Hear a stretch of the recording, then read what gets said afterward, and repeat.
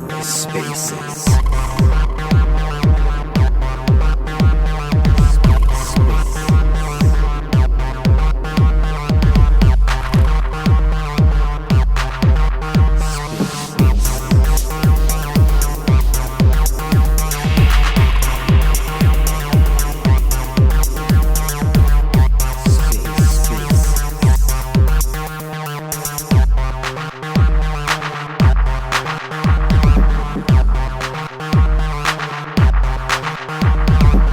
Hello and welcome to The Ether. Today is Wednesday, December 28th, 2022. Today on The Ether, part one of a, maybe 4 or 5 part RAC FM, number 16. Jake saves the day once again. Let's take a listen. It's the RAC show coming from the RAC store. Bet is back in the Mac in the back flow. Let's go, chillin' with Dragoons by the back door. Take goals so you can stake more. All I wanna do is making dough, right? But I found this crew and doing alright. We RAC real bitch, ready to fight. So many raccoons ready for the boss fight. I might fly high like a kite, right? But always ready for a shot for the right price. Raccoon supply has the right price. Giving you respect if it's likewise. So I'm buying all the mean guys with the clean heart. Read between lines, laser beam through lean eyes. Warrior with clean life, trash mouth, mean smile, be wise. NFT wise, fuck with these guys. It's the RAC rap from the back lab. 100 NFTs in my backpack. Crazy RAC rap from the stash app. RAC will take a lead in this haystack. It's the RAC rap from the back lab. 100 NFTs in my backpack. Crazy RAC rap from the stash app. RAC will take a lead in this haystack. Blast that RAC rap from the stash app. Supplying the raccoons with a headbang rap. Rekt Gang with the RAC will slang like a trash can. Hoodie with fangs and a gold chain. It's either RAC pill or the red pill. Best chill while we get into the first meal. Best feel, best steps with the best skill. No shield, all real, secret is a great deal. RAC will insane, Shane better stand fast. Robo shooting his tweets with straight facts. Knowledge from the street, with the best plan yet. Winston gotta eat if you retweet that. Free of a live feed from the base camp. McKenna always ready if you dare that. Buying all raccoons for his rare stash. Trash panda biker gang, motherfucking hashtag. It's the RAC rap from the back lab. 100 NFTs in my backpack. Crazy RAC rap from the stash app. RAC will take a lead in this haystack. It's the RAC rap from the back lab. 100 NFTs in my backpack. Crazy RAC rap from the stash app. RAC will take a lead in this haystack.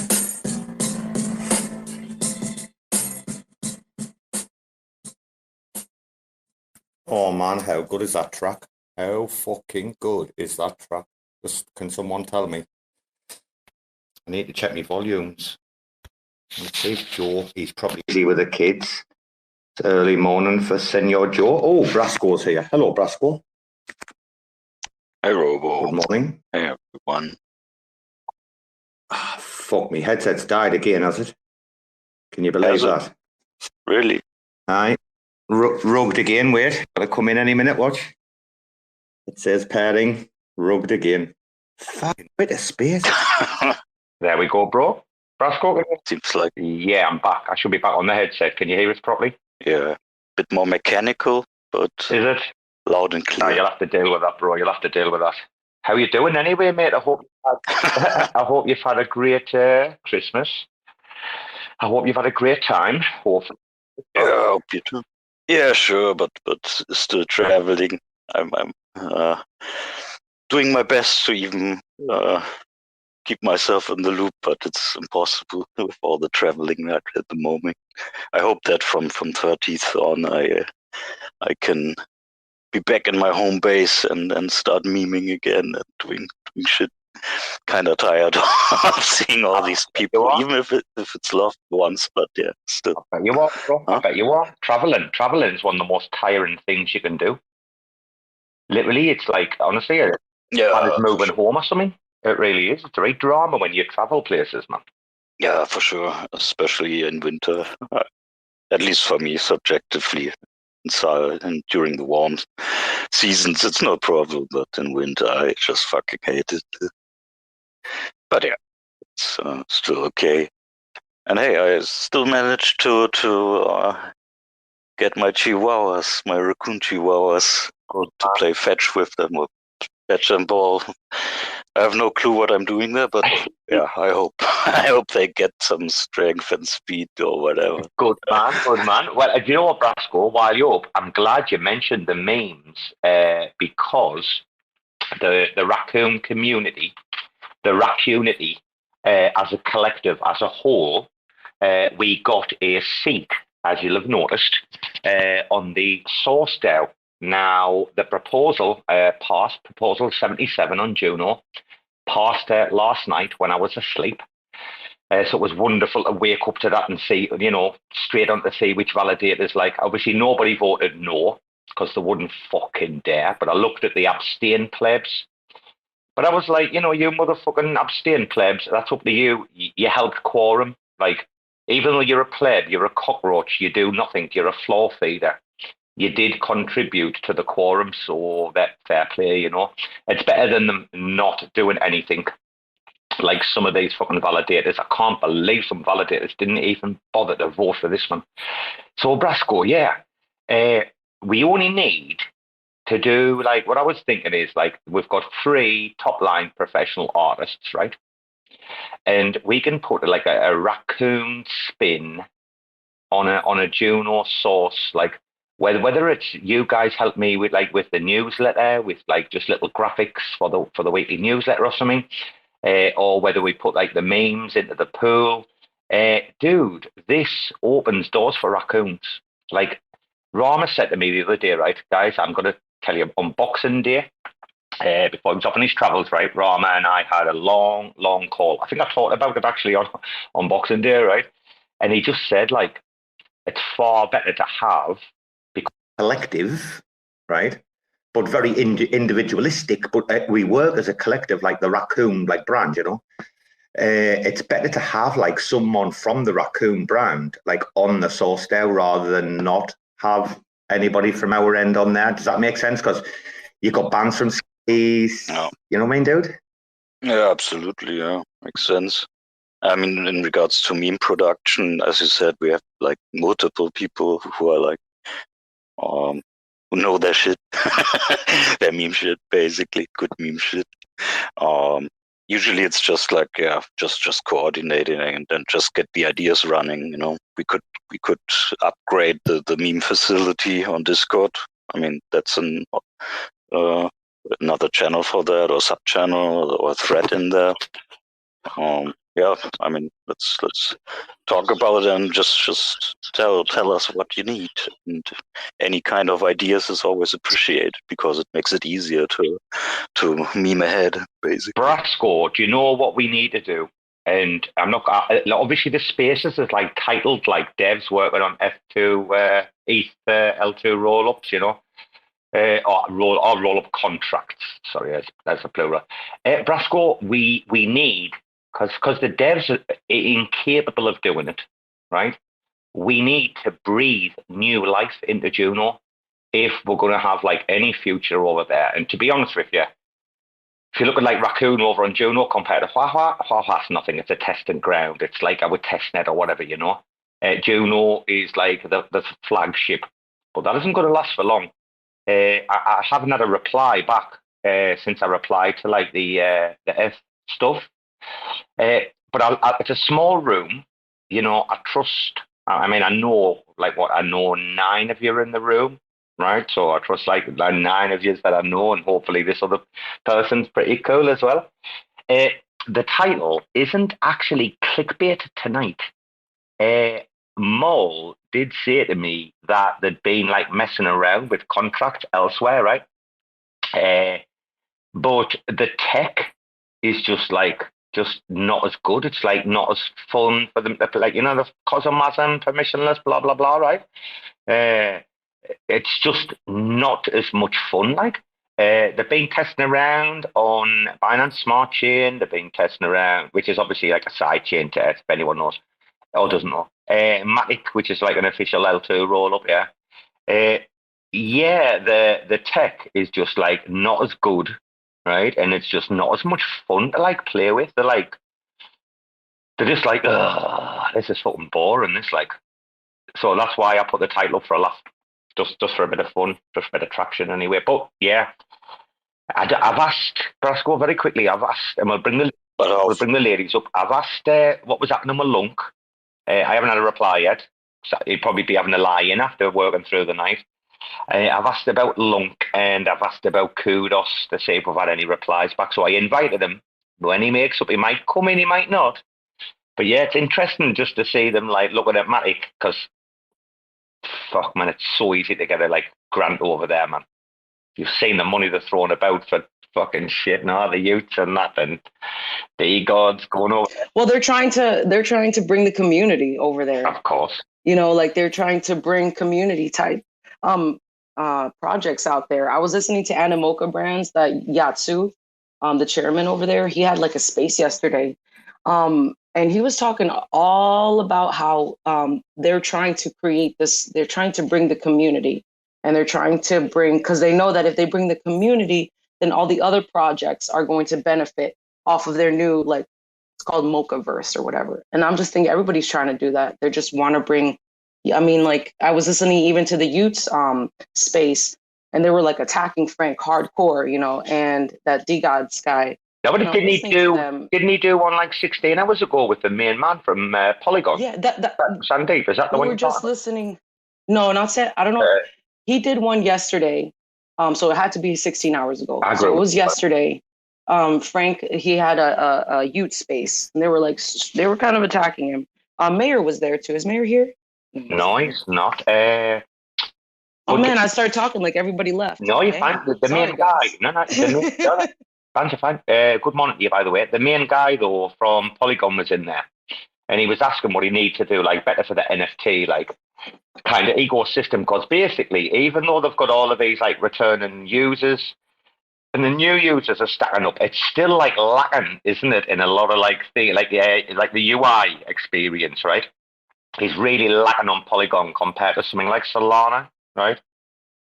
That's been a complaint. I don't know. I mean, like, are you talking, because a lot of you're talking about Polygon's UI experience, or are you talking about the project in general for NFTs? Yeah, I mean, what's the main marketplace over there? Is it One Planet or something? Is that what it is? Yeah.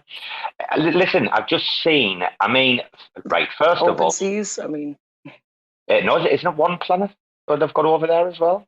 Is it One? They have One Planet, OpenSeas. I know. A lot of people are doing L2s, you know. Yeah, but everybody, places are using it. Yeah. OpenSea's connected to everybody. OpenSea's on Arbitrum, it's on Avalanche, isn't it? OpenSea's everywhere, right? No, but they're like, I know what you mean there, but they're on about like the Matic, like core, like NFT, like compared to something like Solana. Like a lot of complaints I've seen are just like basically saying it's shit. Compared to what they've had, they've been spoiled over on Solana, haven't they? With all that money and all that dev work, like last year. Do you know what I'm talking about or not? Anyway. Yes, I do. Right. I do know what you're talking about. I'm just saying, like, I don't understand. Like, I just think it's more like them trying to bring the community over. Of course. Do you say there's no complaints? Their UI and stuff. Do you say there's no complaints about one project moving to Earth? Which is essentially like the base layer or whatever you want to call it, right? But then the other like complaints are about them moving over to like effectively like an L2. Obviously Solana runs as like an EVM kind of thing or whatever, right? Like, have you seen like there's a lack of like complaint on one side for one project, but they're going mad about the other project? Well, yeah, they're going on and saying that we believed in the project while it was in Solana. Why do you have to move it to Polygon? Like, what's the purpose? And it's making a lot of people mad because they're worried that once it goes to Polygon, it's not going to be the same. Too little, too late. I mean, these are the blue chips, aren't they? We're not fucking around. These are the blue chip projects. What other projects are going to want to get off Solana as quickly as fucking possible right now? How many other projects down the pecking order are going to want to fuck off anywhere else? Well, once that blue chip leaves, then it's kind of like they have a lot of market volume is coming from a lot of the sales from Utes, and as soon as Utes leaves, they were saying that what is that going to do to Solana's chain? Like it's kind of like taking away their to ghost chain. Chips. I called Solana ghost chain a long time ago when it had loads of TVL, it had loads of fucking daily volume right across its dexes and everything. I've been calling for Sol's demise for a long time. At least I can go back and get tweets from like 14 months ago, probably longer, where I was just like, fuck this VC vampire capitalist, like pissing chain that's infected with big fat Sam Grand Slam, fucking Jimmy Hill chin looking motherfucker. I don't like fuck them. Fuck them for sure. In regards to other solutions, other venues to take, I mean, sounds great if our devs or Raccoon devs are working on it or considering it. But I would like to see not only because of grants or new user bases, etc. It would be nice to see how the platform actually merges. At the moment we have like Raccoon Casino on Juno and Raccoon Casino on Chihuahua. It's even on the same page, but you need to switch basically, and they are still like kind of different platforms because a front-facing interface wouldn't a desktop application like interface, right? Imagine Brasco just like you do with like the Twitter download or whatever, right? You just download the desktop application to your PC, right? And whatever coins you want to play in, you can play in those coins, and you don't know like you're on a blockchain. The idea is like so that everything's disguised, even like the wallet transaction, you can kind of mask it, so it's just like a smaller kind of pop-up of a like proceed kind of thing. This is the aim. This is what you'd be able to do on Celestia. You'd be able to hook up like through it's not called Optimint now, they've changed the name. I'll get the fucking right name in a minute. 360 tagged me the other day.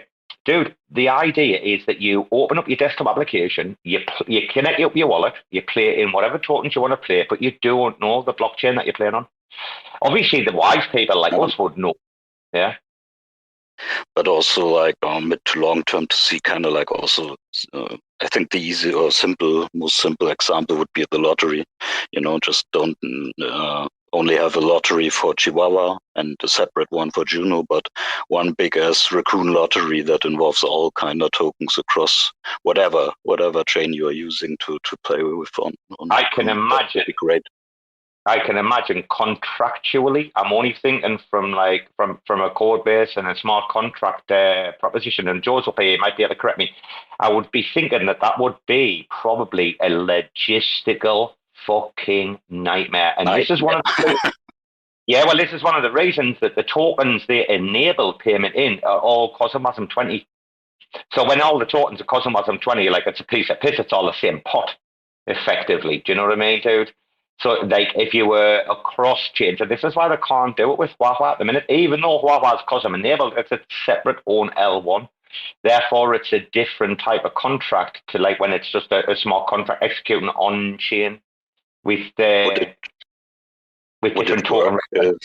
Everything would be converted into RAC tokens beforehand to play with them. I know it's kind of like that opens a few other cans of worms, but yeah, just thinking loud.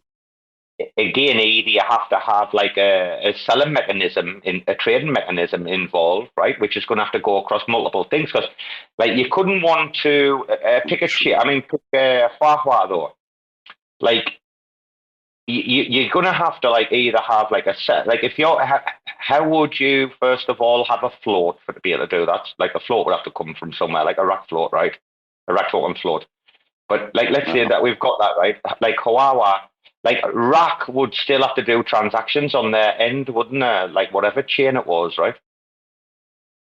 I know what you mean. And you need to make sure that it's kind of happening at the same time as people play, so that bloats up probably contracts or even more transactions. They need their own decks. They'd need their own decks to be able to, like, do this, like, physically with, like, liquidity pools, wouldn't it? For, like, RAC to be like... for you to have to buy rack to be able to play in the casino and like buy rack with any token, you'd have to have like effectively a DEX, wouldn't you, with liquidity pools? I don't know, I might be wrong. We should have them all on, shouldn't we? Let's bring up Joe. Let's say hello to Joe Brasco, and we're going to get back to this conversation because there's a bit more about racks, actually. Hello, Joe. Hi, Joe. Hey, So glad. hello, everyone. You've been so extra spicy on Twitter. I wanted to hear from you. Yeah, I'm gonna just delete my Twitter. It's not good. You guys are talking about another RAC app on Polygon or something like that. Sorry, I just jumped into the middle of the conversation. Okay, Joe. The TLDL is that basically racks have just been like having a look at like BSC, like Binance Smart Chain, the side chain. They've been looking at Matic, which is obviously it's to roll up ZK a little bit different. They've just been kind of like looking, and they're just basically saying like the tech's not as good. That's not as much fun. Like, you know, they used to like just using their fucking Python numpty to go to town, mate, with Cosmwasm, and it's all good. Like, and it's just not as much fun. They're saying like, I don't know. They seem a bit like, is this it? Kind of thing. Sorry, which one did you say the tech wasn't as good? Matic and Binance Smart Chain. They're just like, dude, it's not as much fun. What they're like, it's pretty fucking shit, actually. That's not really a surprise, I guess, just because Ethereum's kind of old at this point. Ethereum was, there was nothing for Ethereum to copy when it was building. So, and then anything built on top of that. I have a question about Polygon, if maybe someone can answer it. Polygon's built with Cosmos SDK or no? Polygon. Right. Yes. Got it. Okay. Right. Everybody gets a lot of this wrong. Yeah. Polygon is made with with I think it's SDK 45. It's like about 3 or 4 generations ago or something from SDK, right? Okay. So it's not Cosmwasm. It's not completely up to date, but it's certainly not Cosmwasm. It's certainly not Cosmwasm. But listen, right? Their fucking consensus mechanism is in Tendermint. It was forked and butchered that fucking much, right? More than any other project that's ever been built with SDK. It was fucked around with and butchered that much, right, to fit purpose, that it'll never be able to dock in its current form as a standard IBC chain. Like, that's the main underlying theme here, is regardless, I think Peppermint, it is Peppermint. I'm fucking sure you can go off and check me, because I was talking about this a long time ago, bro. Yes, this is the same. Yeah, yes. It's never. What you've been saying. Matic will always need a bridge. Matic will always need a bridge. It'll not be able to dock in the typical IBC fashion because it doesn't work the same way that IBC chains work. Interesting. No, I mean, to me, Polygon's like one of the most interesting chains to look at right now. It's just I was talking to V about it. Can we get something in the conversation here though? At the end of the day, tell me this: does Matic work on a multi-sig? Oh, that I don't know. I have no idea. Okay. Excuse me. Can you guys hear me? It does, by the way. Yeah, yes. Hello, AmanDAO. You're back. You got roped. Hello, AmanDAO. Yeah, I'm pretty sure Axelar's general message passing is going to be connecting to Polygon. Are you working for Axelar? You shill them on every space now. The last 10 spaces you've mentioned. No, Axelar. Listen, I'm excited about AXLR too, AmanDAO. I mean, I'm really excited about it too. So I get it. Me too. Oh, look, she's getting. I love that the contract the way that Rekt Gang put their contracts are doing that with the Mint DAO and using the AXLR contracts and stuff. I think that's awesome. I like the Rekt Gang. Oh, I like them as well. I can't believe AmanDAO got rugged there, though. She must have really bad signal. Really bad. Right. Guys, you know something? At the end of the day, Matic, I'm sure it's ZK roll-ups, Matic, right? Essentially, like a form of ZK roll-ups. It works on a multi-sig, doesn't it? I know that it is going to probably transition from that, but basically, a very few select group of people have the entire value of the Matic ecosystem in their hands, right? Can anyone prove me wrong? Can anyone fact check me and tell me I'm talking shit? And that's not a multi-sig. You are talking shit. I'm not. I'm sure. I bet you it's a release. I bet you it's a release to the settlement layer. Back down to ETH. I bet you it's after the settlement layer. I bet you it's a multi-sig to put the funds back on the Ethereum blockchain, isn't it? Sure it is. I might be wrong.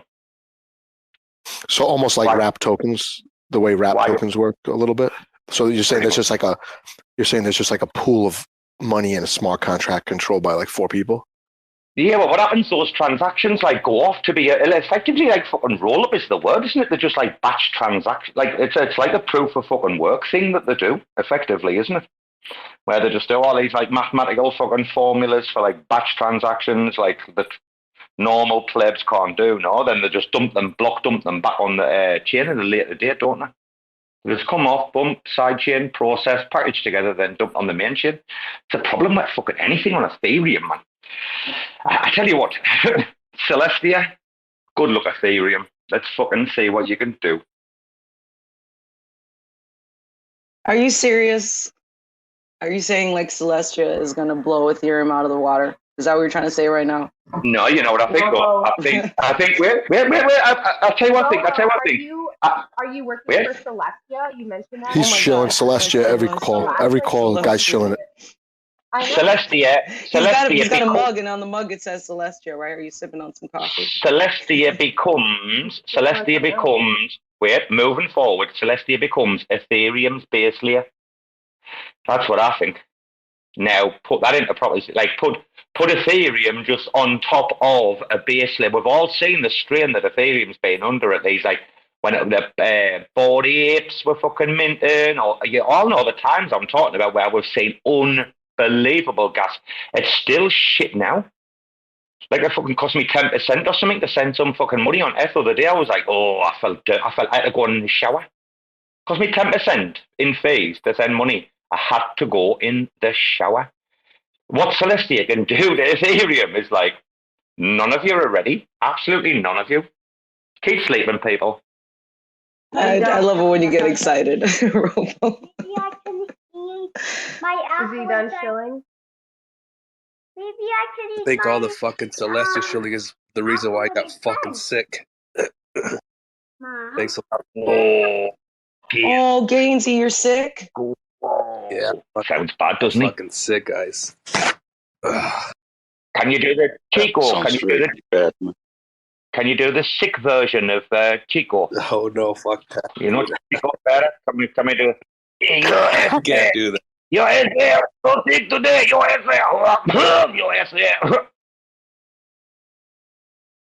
Now, is this sickness like self-inflicted, like maybe had a little bit too much to drink, or is this sickness like, whoops, I got the vid or I got the flu? Colombian flu. Fuck you, Robo. No, guys, I've been holding off from Spaces, been holding off from Twitter, because I just need to get some rest. And I even called off from work yesterday night, and the day before, I could only work for like 4 hours. It was so bad. It was so bad. Wow. Get well soon, G. Fucking, hey, sending me regards from across the pond. Yeah. Better rest, mate. Yeah, I'm getting plenty of rest. But have I missed anything important? I don't think so, since we're still shilling Celestia. Same old, right? No, you're good. Nah, man. No. The devs, the RAC devs have just been messing around on on Matic and F and shit, and they're just like, oh, Robo, to right load of shit over there. They're like, fuck our lives. Like, what we're gonna do? Never mind. I haven't even played on the game that launched. I haven't done nothing. My laptop has been closed, bro, for days. I haven't opened my laptop, so what's going on with the game? Is the game working yet? Do you know what they told me? Obviously they dropped me a message, and guys, it's not like I'm fucking sharing anything that's not common knowledge, right?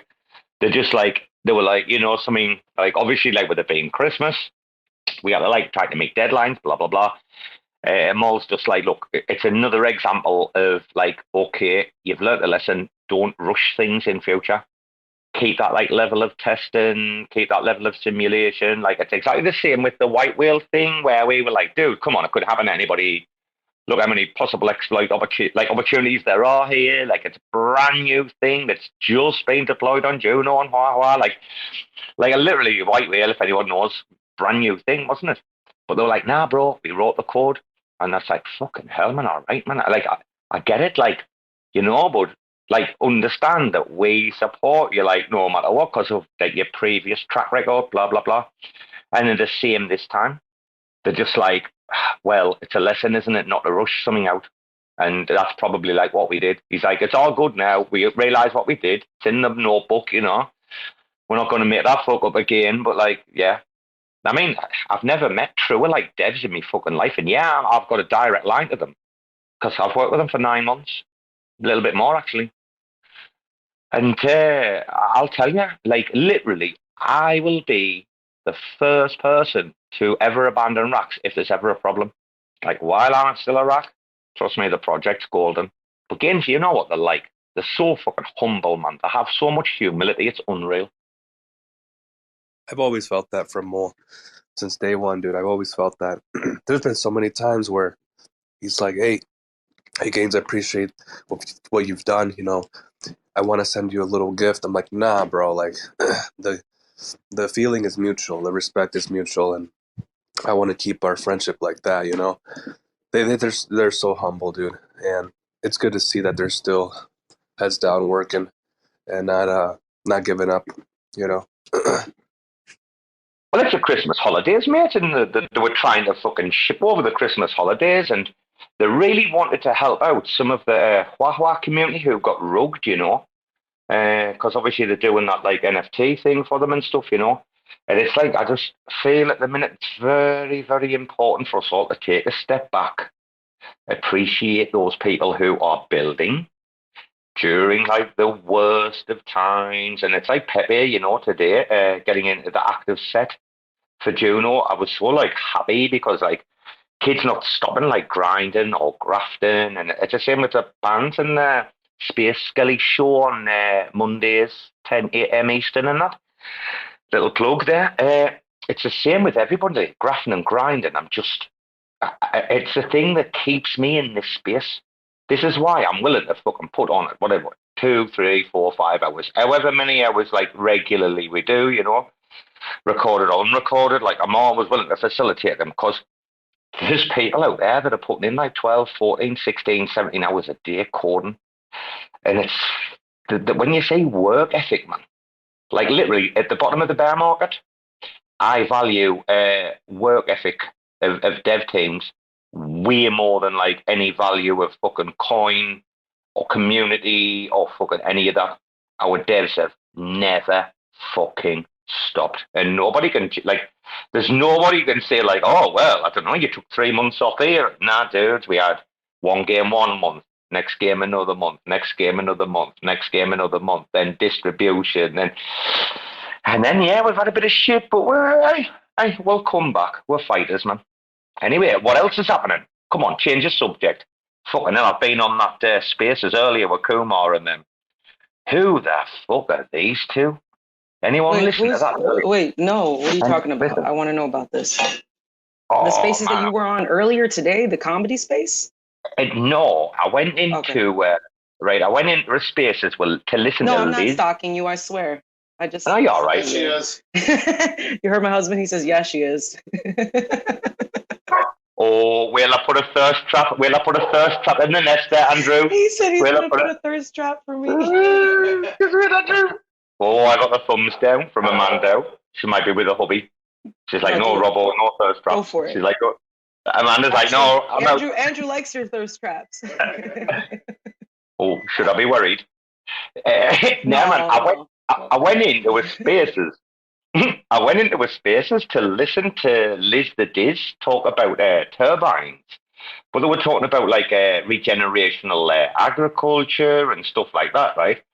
Like, and carbon credits and stuff. Like, I'm really interested. I'm just going to like listen for ages. You know, they were talking about loads of stuff. Anyway, your man Reptile, these are like proper full on. I think he's on the dark side, you know, of of what conspiracy theories are. And I mean, it sounds like he's a big alien dude and that. Like, I didn't know if he was one of these fucking snake people believers or something, but, you know, the lizard people believers. Like, I'm not having that shit anyway if he does. I don't know. I didn't ask. I didn't stay around long enough to find out if he's a proper tin foil hat, flat earth motherfucker, right?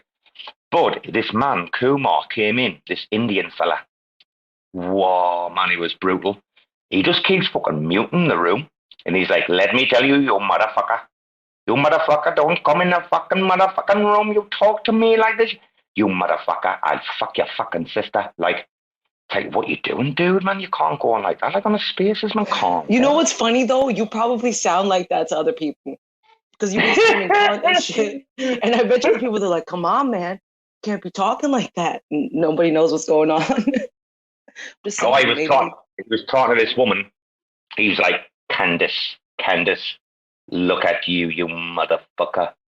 Look at you. I can tell your age just by your profile. Like, you're 46, aren't you, you motherfucker? Like, I'm like, who is this guy? Like, I'm listening, right? Anyway, that went on for quite a while. And he kept muting people and kicking people out, right? And there was this guy, this kid, placid, like proper better cook guy, English guy, unfortunately, kept coming up the microphone, and then he's like, can I just say something? Can I just say something? And then he would speak. And at the end, he would go, thank you, and put himself on mute. And the man's like, you motherfucker, you fucking say thank you at the end of your fucking speech, and I'll kill you. You motherfucker, say thank you one more time. Like, I'm like, whoa, this is like, listen. Is it recorded? Was it recorded? No, they don't record them. You're just going to have to try and catch them. It's Reptile and Kumar. I'll tell you how you can find them, because they're crazy motherfuckers. Okay. I've just followed them, so if you go to my profile and you click on who I follow, you know, you can say like followers and following. So if you click on following, there should be in like the last couple of people.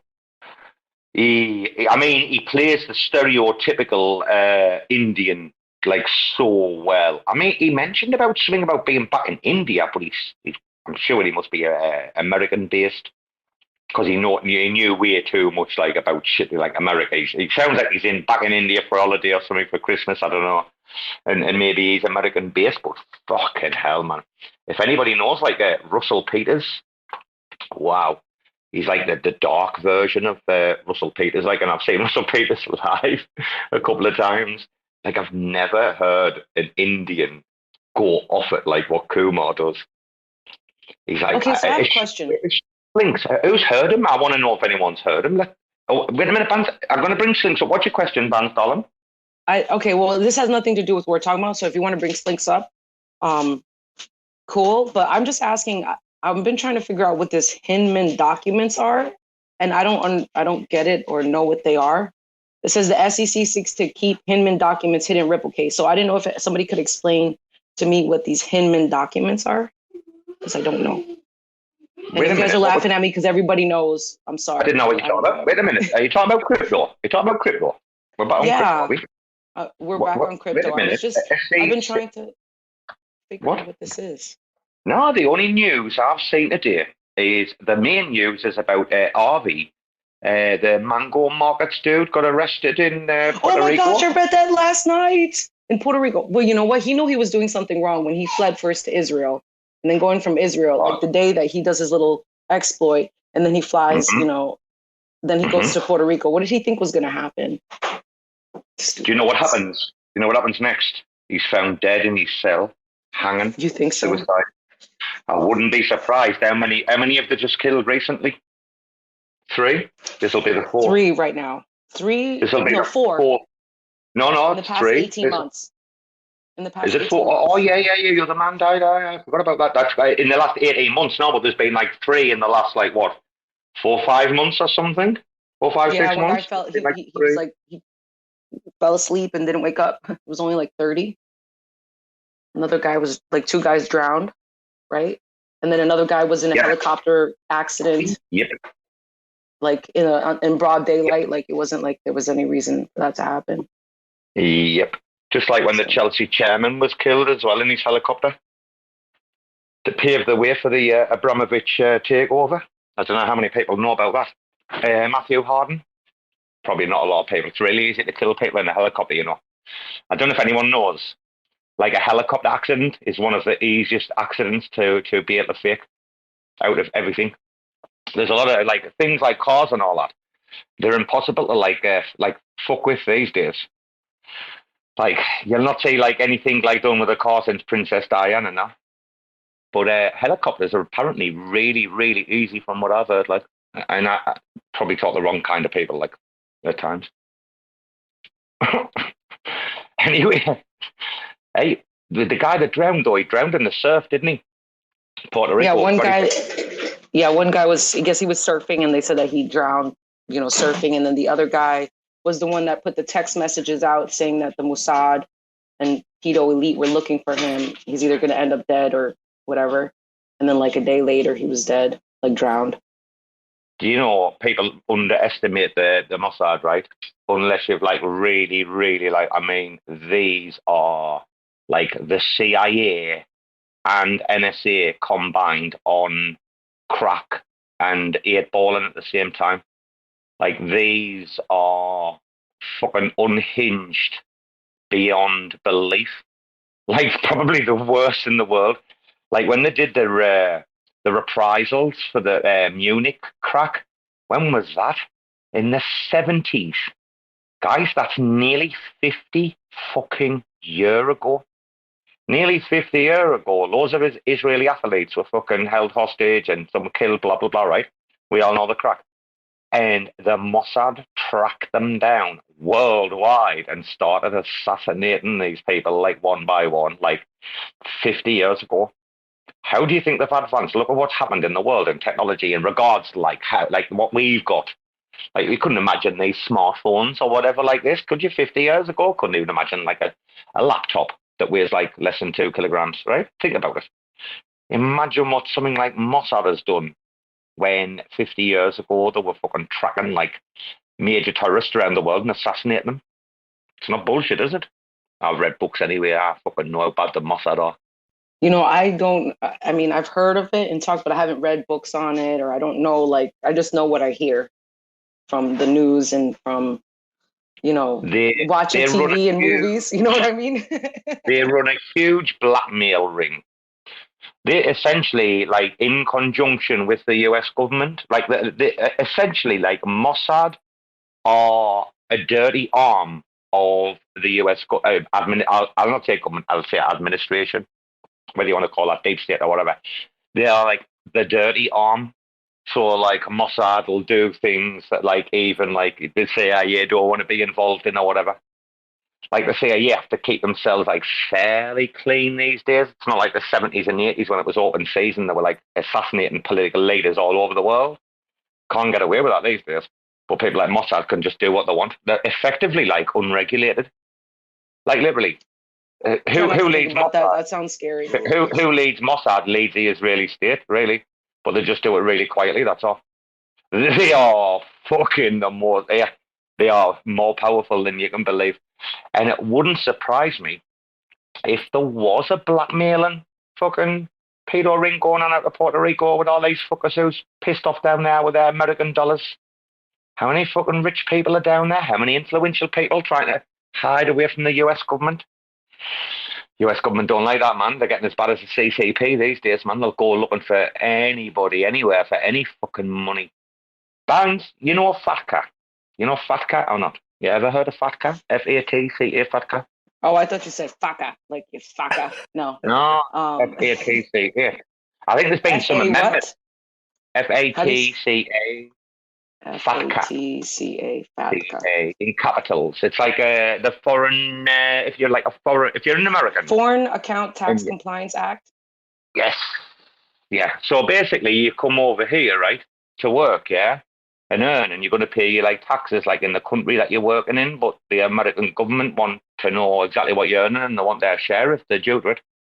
Do you know that? They tax people all over the world. And do you know they blackmailed, effectively, the US government blackmailed 77,000 banks worldwide to like agree to implement FATCA. Like literally, when FATCA came in, right, the difficulty between me, and I'm not even American, The difficulty between me getting like a bank account before FATCA and getting one after was increased like tenfold. I couldn't believe it. Fucking mad. I'm not even an American citizen, and they're like, go through these forms to prove I was an American. I'm like, what the fuck is this bullshit? That's some bullshit. That's some nasty bullshit. The IRS are going to get you. You live abroad. Gains, you find a great job, right? Somewhere near you. You come over here. You make a nice bit of money. Take care of your family and stuff, right? You're supporting the country that you're in. You're driving on their roads. You know, you're getting their electricity, their infrastructure, right? Blah, blah, blah. Yeah, you're contributing to the society that you are consuming from. At the end of the day, you're a consumer of goods, right? And you're contributing back to that society, that circular kind of economy, right? Why are you going to send back money to a country where you don't live? Can someone tell me about that, please? Hysterical. I would not send any money back. Oh, I had a massive... But you have to. Like, you have to pay, you know, you can get in trouble. Fuck that. You have to. For not paying you for... You have to. You just gotta. Bbandz is right. FATCA tells you have to. You can shove it up your ass. Oh, I've got American friends out here running all sorts of fucking scams, right? You'll not believe what my American friends go through to hide the fucking money. I'll tell you, because I fucking know I've helped them. And I've had to do a few things for a few people. Like, it's fucking serious business, man.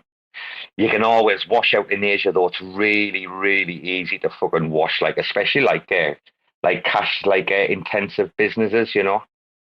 That's why people love these washing machines. Do you know the washing machine businesses? You know, the public washing machines and that? Like the outside, like laundrettes and that we have here. It's not called washing for nothing, is it? There's fucking low. I could tell you some stories out here, man. It's fucking class here, man. They come out here, man. He's like, I'm gonna need you to take this $10,000 and turn it into 10,000 quarters, and I'm going to need you to wash $10,000 worth of clothes. Right? I mean, putting the quarters in the machine. Give us laundrettes and dry clean. Give us a little lesson on how to wash the Robo. There's bars. I mean, bars are especially like lady bars out here. They're like great. That's why all of the bars down like Nana Plaza and that, they're all owned by the boys. You know, the boiler room boys. Like, I mean, in Bangkok, there's like two big guys, but there's like one like major guy from England as well. Yeah. He owns like a vast organization, owns a vast swathe, like most of the lady bars that are down Nana Plaza. He owns quite a few nightclubs like Sugar and a few down RCA. The guy's got insane fucking businesses, man. You'd be surprised. Oh, there's loads of fucking businesses that are easy to wash money through. Easy. Think about takeaways, late night takeaways. Everybody coming out pissed.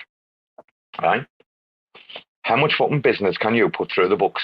Think about it. Exactly. You just buy extra stock, don't you? And you fucking sell it. Half fucking price, you didn't care. You're going to put the cash through anyway. Doesn't fucking matter. Does anybody know about international money laundering or not? Come on, is someone in the room going to... Does anybody know about international money laundering?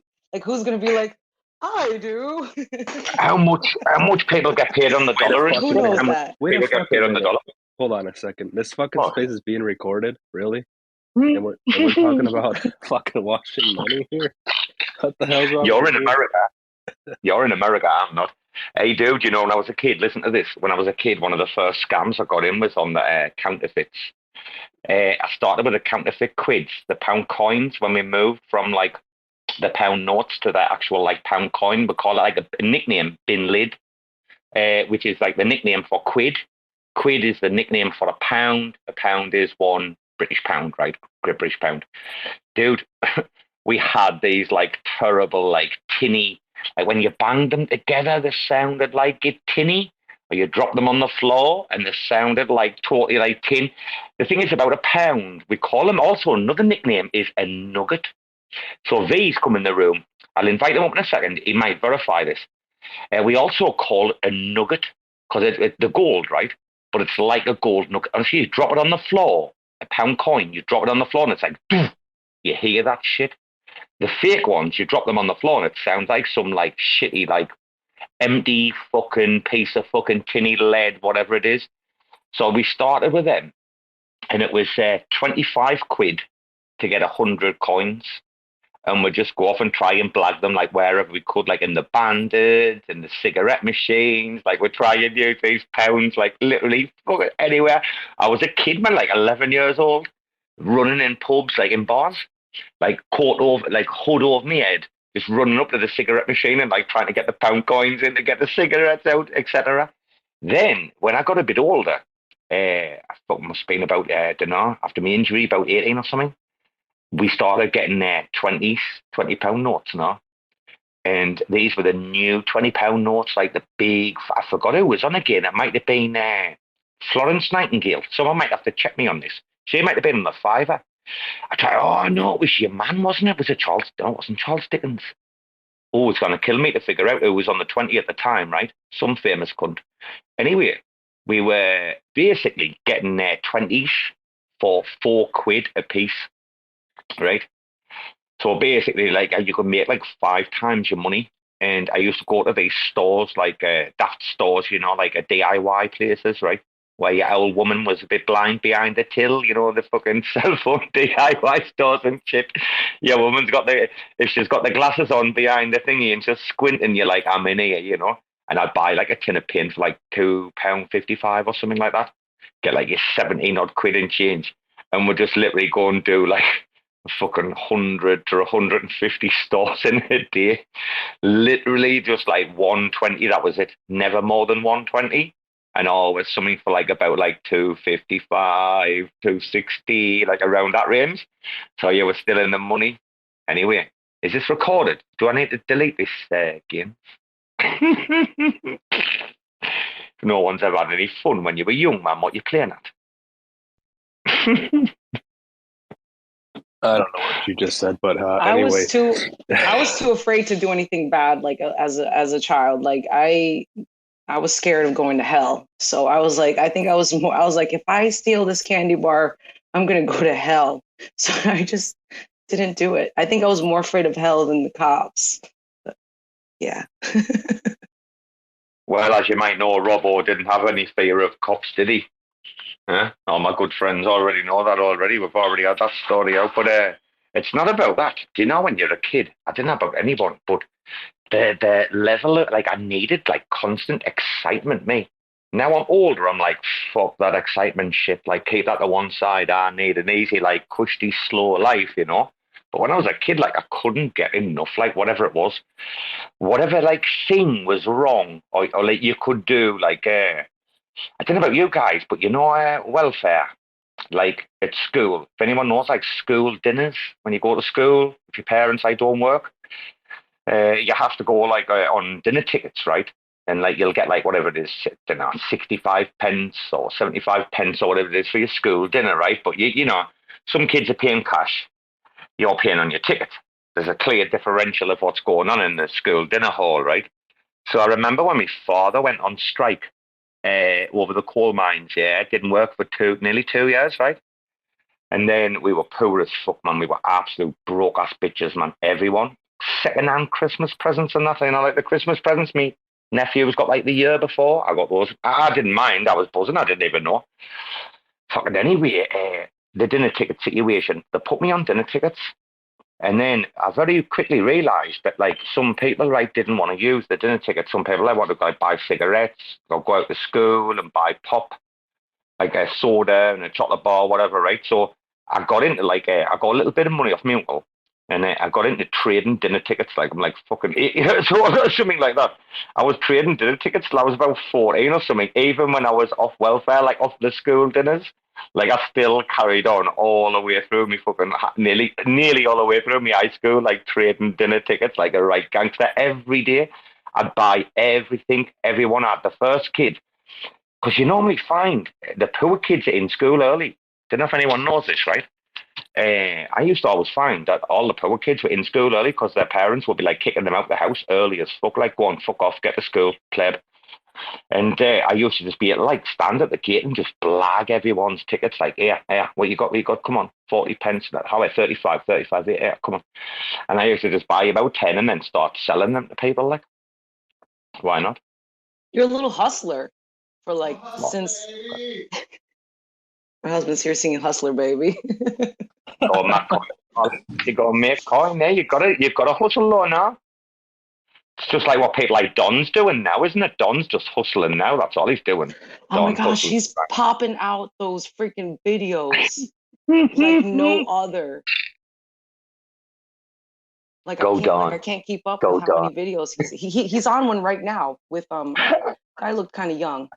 I don't know what's. Is he on live? Joseph. Oh, yeah, Cosm Wasm apps with Joseph. He's on live right now on YouTube with. God, he's grooming Joseph. He's a pleb. Joseph? He's the guy that we got to buy the Joe that day. Isn't he a pleb? He's the saddest person I've ever met in my life. Like literally, this guy, isn't he? Ooh. Is that the sad guy, Joseph the pleb? Ooh. I don't know. Josef. That's how his name is spelled. That's it. That's him. That's him. He's got the bad kid PFP. He's got the bad kid. Gaines, I don't know if you were on or you might have left that day. It was on like For the Culture. He came on and we got him to buy the Joe. It was right after the Joes. I'm sure it was on For the Culture. And we started giving him the Joe crack. And he's like, he was a bad kid. And he's like, oh, he'd been burned to death from like NFTs and everything. And he's like, he was fudding worse than V. Like literally, you've heard V. Were you there? Was there? He's like, that's him. Are you guys gonna rug me now? That's him. Is that's him with the F? That's him. SEF. Is that him? God. Someone put this on. Can we listen or not? Yeah. Come on, band. Oh, band. It's the opposite. For the Culture, watch Bbandz here. How funny. Don the pleb. You sold it for double what's now. You sure about that? yeah, we dumping. I dumped in the middle of the dip. Just saying. I got fucked. Worse. If you sold it for 5 cents, now it's bottom. Like the bottom was 2 cents, I think. Now it's 2.5. So you are good. I still got fucked. I'm not happy about it. Everyone got fucked. So you're not. Yeah, that's him. But Bbandz, that's we him. are below the investor price. That's him. We got him to buy like 5 Joe V1s or something on that space. He came on. We groomed the life out of him. Oh, Gaines, that was hilarious. Gaines, can you remember that or not? That was ages ago, right? I was there. Yeah, you were. He was just wondering what all this Joe stuff was about. How come he didn't hear about it? He usually hears about everything, and he was kind of upset that he wasn't included in all of this. And we're like, dude, it's not too late. It's not too late, man. Yeah, I think V was there, and I think Bruce was there as well, Gaines. I think V just come up. V, can you remember him, that Joseph pleb, no? Hey guys, morning. I remember Gus. I'm not sure if I remember Joseph or not. But there's so much shit that's happened. V, congratulations, fellow sub-DAO member. Not that I can class myself as a member because we are like a 40-strong membership of raccoons that you have behind this sub-DAO now. Congratulations, bro, we passed you. Thank you. Congratulations to you too. Exciting news. We've got a lot of stuff coming. Hopefully. Also, I've just realized you've not branded this base as Juno Sauce. You need to add that somewhere. You need to change it.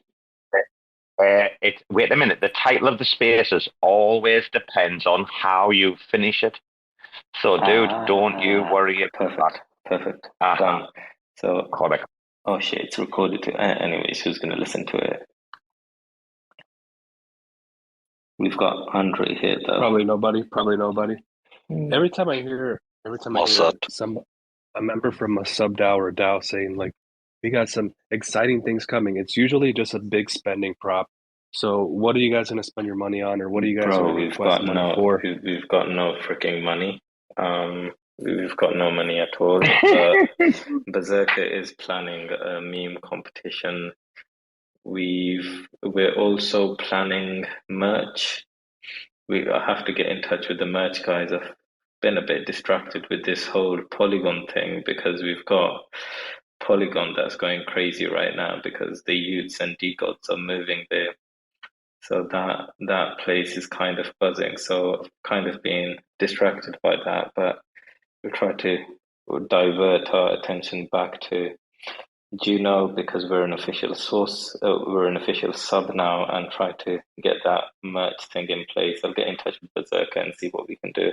And once I think we have a code in place, then we can probably request for some sort of funding.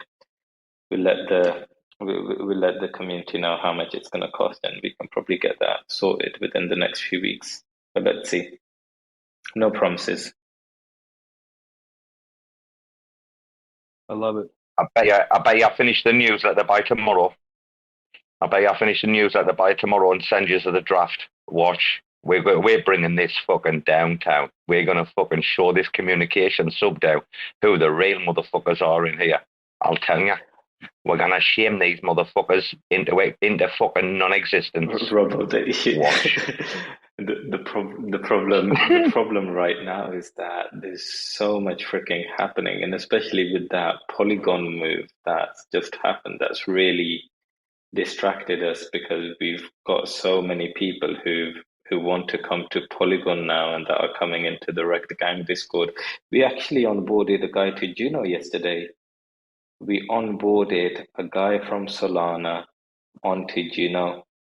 He downloaded a cap. That wasn't very nice of you. That wasn't very nice of you, was it? Why not? Why did you do that? Well, Loop's got another 60k of Juno to dump very, very shortly. Oh no, he didn't buy any Juno. He just got a free illiquid JPEG. So the guy who runs Rekt Validator PBR, he's a very generous guy, and he just told him that, yo, if you come over, I'll give you a free Rekt Bull. And he downloaded a couple of wallet. He sorted his address out, and PBR sent him a free Rekt Bull. So we've got a community member onboarded to Juno. I mean, that's how things are done. Stargaze and everyone else talks about onboarding people. We're already onboarding people on it. Considering we've got a small room though, I do want to say to anyone here, listen guys, I've been having some really deep conversations with a couple of people about catching fallen knives, and about like what we have to be careful of, like watching for what's coming up and what might be goes. And like I'm not one of these guys that will ever tweet out these days about like what I'm doing. Very, very rarely, or if I do, I'm topping up bags I've already like had for a while. There's a big possibility of a sub $1 Juno soon. Now, no one wants to hear that, but all I'm saying to you is sub $1 Juno is probably going to be one of the best buys of the entire bear market, in my humble opinion, because I saw a tweet today from Punk. What's his name? Punk6529 or whatever his name is. You know what I mean? We should do. I saw a tweet today where he's like, look, dude, you can't build like permissionless systems on permissioned networks, but you can build permissioned protocols on top of permissionless networks. Like Juno as a base layer, as a public permissionless, base layer, regardless of all of its infantile, like, fucking someone like me should have known what an infantile product all round, like even devs, etc., right? This actually was. I didn't. And it's been a rude awakening over the last 6-7 months or whatever, right? Or even since Prop 16, it's been probably a rude awakening, right? Not for a long time, but for a long time I've known exactly how Juno's working. All I'm saying is I wholeheartedly believe, and a few other people have confirmed, that a sub $1 Juno, probably going to be one of the best buys you'll make this bear market. That's not financial advice. That's just Robo speaking out loud and several other people based on many metrics as well, mind.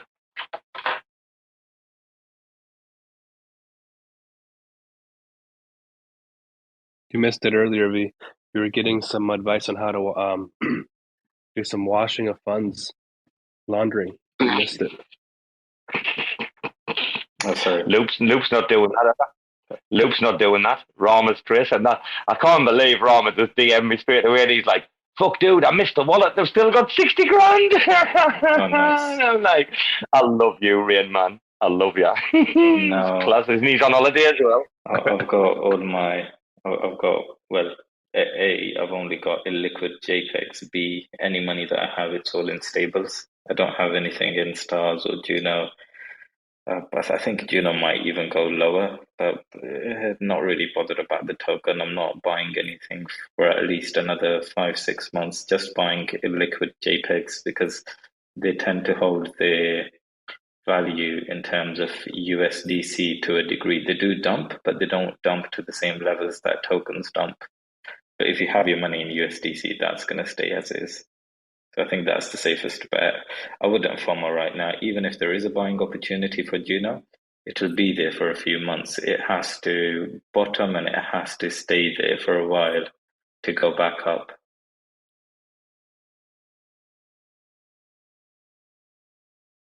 Nah, apart from fucking Kuji, there's very, very few opportunities. Everybody in this room, if you're if you've come into crypto through like any of those, through these NFT projects, if you've come into crypto and just into Cosmos and you haven't been out of Cosmos, if anyone in this room is listening, I know most of you know what's going on, but if there's a few new people, literally get the fuck out of Cosmos and go and explore some opportunities elsewhere, because like it's fucking drastic right now, man.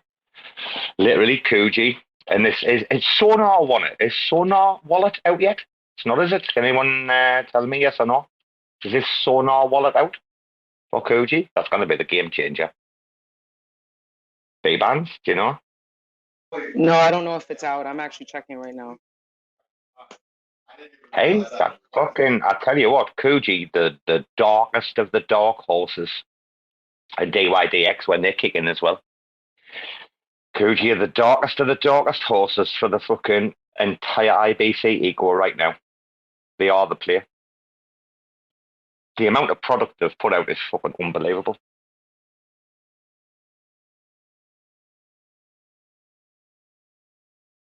What, we've lost V here. Let's try and get fucking V back in. Where's he gone? Kleb.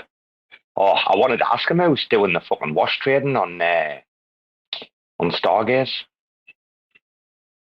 Bbandz, have you been tracking any of these wallets and shit on Hubble or what? I don't track wallets. I don't care about that stuff. There's other people who do that, and I really want to know. I could just be like, hey, wallet tracker, what's going on over here? You know what I mean? I'm not. That's not. I'm trying to figure. I know. I'm trying to figure out if that Oracle is trying to fucking wash his own project. Like, wait, are you talking about the what was that called again? A few Genesis Eve. No. The Genesis Eve. I was gonna say the Eve or something. Yeah. I'm trying to figure out if that cunt's doing what I think he's doing. Never mind. What makes you think that? Like what? He bought the entire collection out, didn't he? He bought the entire collection out from the artist. Before minted. How do you know that? Couldn't get featured on Stargaze because he was tweeting all over for ages. He was threatening to burn bad kids and everything. He was like acting like a right little bitch. The weird thing is, hey man, fucking dogs have got this plastic bottle again. Shut up. The weird thing is about this, he's probably deleted the tweets now. If not, I'll go back and find them. The really weird thing is about Oracle when he started having his little tiff with Stargaze in public on Twitter, and he's like, right, I'm going to fucking burn 25 bad kids. I'm going to do this. I'm going to do this. You're racist against fucking smaller artists and blah, blah, right? And he was talking basically about like the featured stuff on Stargaze, right? Because everybody wants to be featured, right? And he's on about the mafia or the Discord voting for the featured or blah, blah, blah, right? I didn't even know what he's talking about. He's a bit of a fucking pleb, but I got an undertone. And then all of a sudden, he's non-stop on the featured thing, isn't he? Next to Bad Kids, he's number 2. Every time I've been on for the last like 10, 11 days or something, he's been number 2 next to Bad Kids on Stargaze featured. And then I see the same wallets doing the same kind of things, and I'm like, fuck, dude, I know you. I can smell a rat, man. I can smell a fucking rat. And this is not the only collection he's got his hand in either. He's got his hand in a few other collections. I got a question. I have a question. Listen, I'm not going to do No, people's this work is for about them. about I'm not people giving Rama. NFTs. Right. About people giving Okay. NFTs. Now, if somebody gives you an NFT, right? They're like, here's an NFT as a present, right? Should you feel bad about selling said NFT, or should you just hold on to it because it was a present? Right. I can only comment on what I've done previously with what I've received. So could I be very clear about what I've received? Yeah. From whom? Is that okay? No, it doesn't matter. No. I want to know. I want to give you. Well, I'm going to give you the breakdown. You've asked the question. Put yourself on mute because I can hear Andrew in the background. You know you like to stop it. I know. Oh, it's so sexy. But I'll talk to you if you put yourself on mute, darling. Right. Okay. Listen. I've never had any free NFT from anyone or any offer or fuck or nothing from RAC. Right. I have never ever been like. I mean, back in the day when they first started minting, I won a competition, but that was like a random, like fucking, you mint a random number and you win the NFT kind of thing. It was proper, like total random. That's the only NFT I've actually won. Let's talk about what I've been given. Trailer Park Kids. Well, that NFT collection is not even out yet. What I was given was a one-on-one. And when I was given it, I said I want to crop it and use it as a banner where it's just got like the raccoon in and me in the photo side. So if anyone's been following me for a while, you'll know exactly which banner I'm talking about. And I campaigned them to make Rama one. I was like, dude, if this is going to work, you're going to have to like give Rama one as well for the Stink in the Brain show. This is not going to work, right? So like I did get one, but it was just a JPEG because there's no collection. There's no Trailer Park Kid NFTs yet, right? So it was a JPEG, right? Just so everyone knows. So it's not an NFT.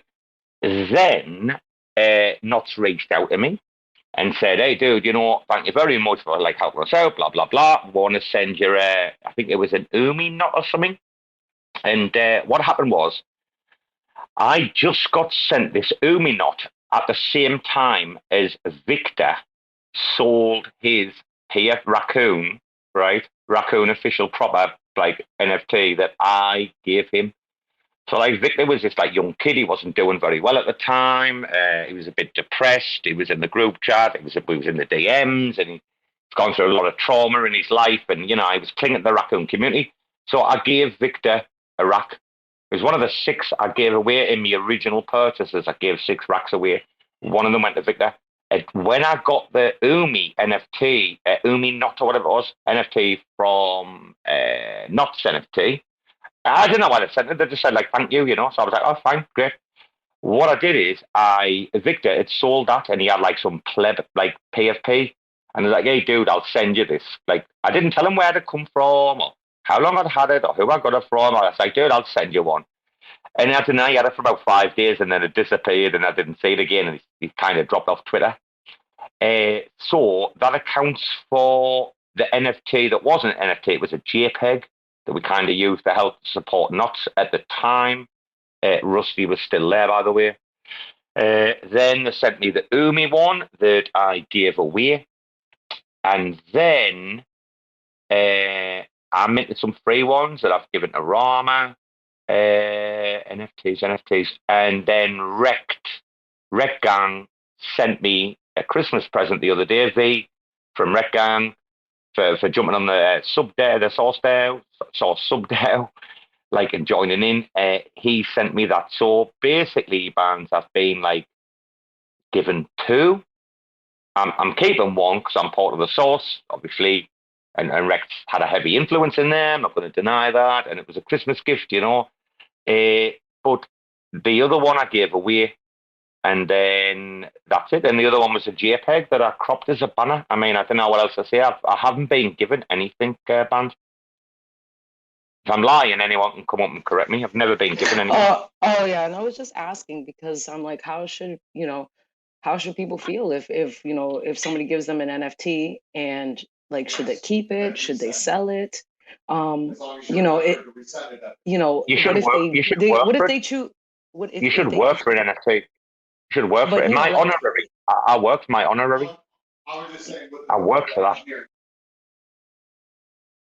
You I mean, don't if you it's don't get really a present, then the people yeah. should decide on their own. If they want to keep it, they keep it. If not, they just sell it. I mean, if you have to keep everything that you get as a present, that's also something. But I mean, it's highly subjective because usually, if it's the right project and right people, and you get a very nice NFT as a present, then yeah, usually you don't just throw it onto the market, right? No, Not but right away or you know, something like, like that. but everything is on the blockchain. So like, if they're like, here, I gave you this, and then they go back and you know, weird wallet people who are tracking everybody's wallets are like, oh, I gave you this and you sold it. You know, like, should you feel bad? And I don't think so, but I was just asking kind of what you guys thought.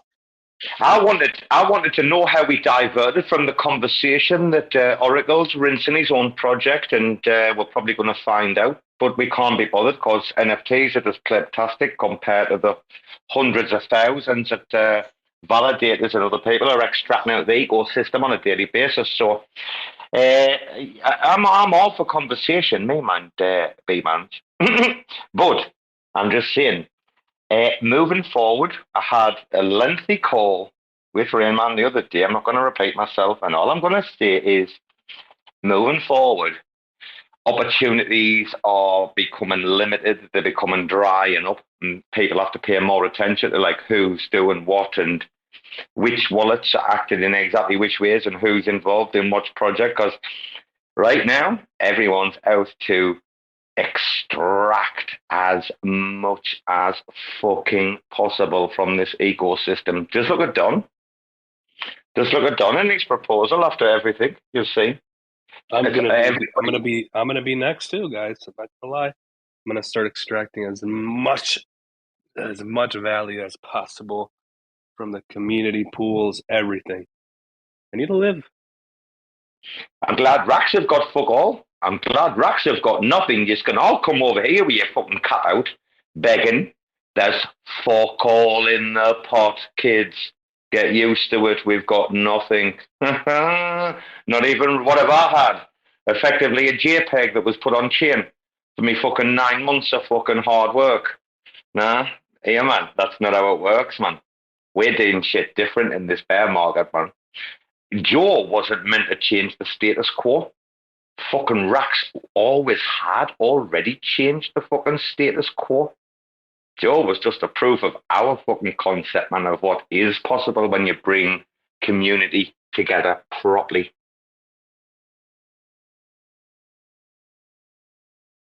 Amen. Mate, people don't know. I swear to God, racks are going to go on the rampage in 2023. Absolute fucking rampage. What would stop us? What would stop us? You know what I'm pissed off about though, dude, is this fucking, what is this rebel station? Fucking terror rebel fucking crack. Like that looks like that's halted us fucking moving over to Lunk and draining all of their liquidity for our reserve, you know? Wait, what are you talking about? What happened? The terror rebel rogue. The 150 grand they got from the community fund, and then they paid it out to the plebs, you know, and then they rubbed your man Xander as well. You've not been following that now? Come on, Coach Bruce has been gone mad for days, man. They've got legal action going on. What's his name?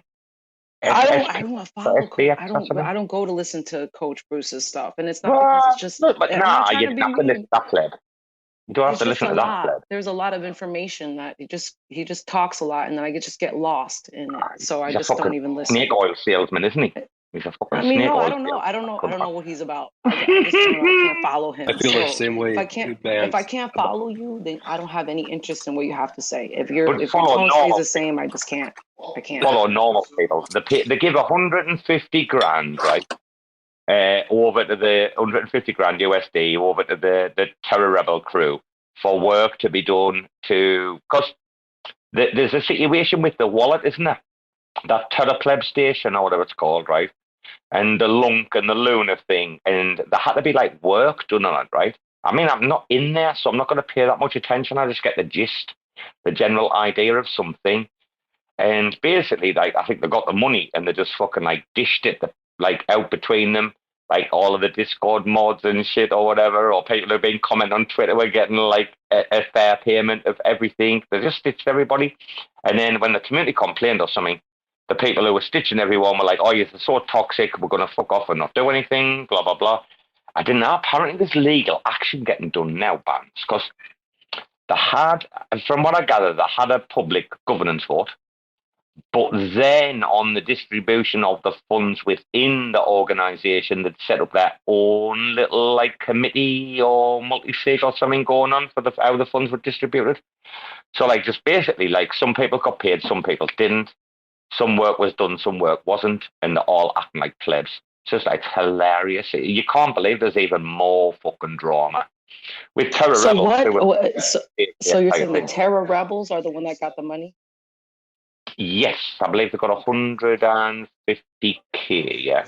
Ooh, Mayor's in here. Got 150k. Oh, is he? Oh, he never comes in my fucking space, our spaces anymore. He always avoids them like the plague, doesn't he, these days? What's going on with me? He must be having some downtime, I think, away from crypto. Maybe Umi's down a bit more. I don't know. I've invited him up to speak, but... Oh, Mia, hello. He's there. Hello, Mia. Hey, Robo. Just catching the tail end of the conversation. And how are things going with the Sauce DAO? Well, we only passed last night. It just passed. Infancy. Yeah, last night, yeah. It's in its infancy. It is. Let's see. And I see donations are open on DAO if we want to donate. Is that? Yes, but I think the funny thing is as well is that like you'll see it just sit there, kind of like you're just going to see this like this is their counterculture, isn't it? Yeah. I mean, what you're witnessing right now, let's not pretend. The Source DAO is the counterculture DAO to the communications DAO. Right. And it's a spoof. It's a spoof on the communications DAO, kind of. No. I don't think it's a spoof. I think it's going to shame them. I think they think it's a parody, right? But I think actually we're going to do more to raise the profile of Juno than they will do in 6. I think we can do more in a month than they can do in 6. To actually do the work that they're supposed to do, kind of. Actually get out the word and do communications on Juno. Yeah, got it. We can do things they can't. See? Like, they're not going to break cover and be, like, informal, tongue-in-cheek, and they're not going to use, like, memeology and the finest memeologists in the fucking game. Like, I don't think anyone realizes what's coming. I really think, like, people, like, we want to talk about counterculture, right? Juno's just lived through the 1950s, the post-war era, right? We're now about to hit the 1960s. Get ready. Put on your party dress, ladies. We're going to town on this.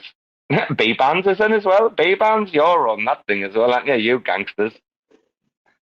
I mean, it's a free thing, and I hang out in spaces for free anyway. So fuck it, right? I mean, well, you've got to be a Source DAO co-host, like or host, like you've definitely. I know you do the bare bones, so maybe the co-host position, but 100% on the weekly, at least like once a week, you need to be on the co-host there, like giving it the proper professional Bbandz that you do.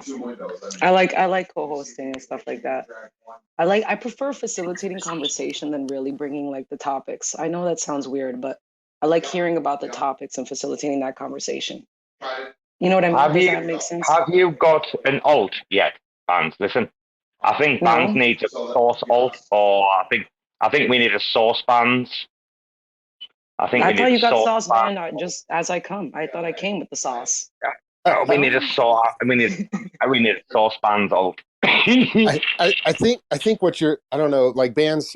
Here's the thing with with the prices down so low. It's like people who stick around are the people who are really committed to these projects, and I think. Like Robo is saying, like, we can, if we're going to stick around and invest time into it, we can help try to steer the ship a certain direction, because there's not a whole lot of new people or capital coming into the system right now. That's why the token prices are just continually going down. You know, there's not a lot of new money coming in. So if we can ride this out and try to, you know, build something that we want to use. Mia, were you here when we talked about the sub one, like $1 Juno earlier? I know. I just popped in about 5 minutes ago. No, but you really? I mean, it's definitely possibly. Rama found a Loop wallet that still has like 60k of Juno, so like they're gonna need that runway soon. I'm sure it was 60k Juno. He said, definitely 60k Juno. There's going to be a bit of a dump soon, especially with this like low volume. Like if anyone's watching the volumes right now, the shit, it's gonna probably drop off a cliff. Yeah, if they try to sell before, I mean, obviously, if you're sitting on that much Juno and you see the price going down, you're going to want to unload it sooner or later. And no, they're probably going to wait for it to bounce. Yeah. Mate. They're probably waiting for some. Like I don't know how the funding's going with the for the L1. I don't know how the funding's going at the minute. It's very, very quiet over on Loop. Yeah, for sure. But yeah, I'm I was glad to see that the proposal passed on Juno and it didn't get shot down. So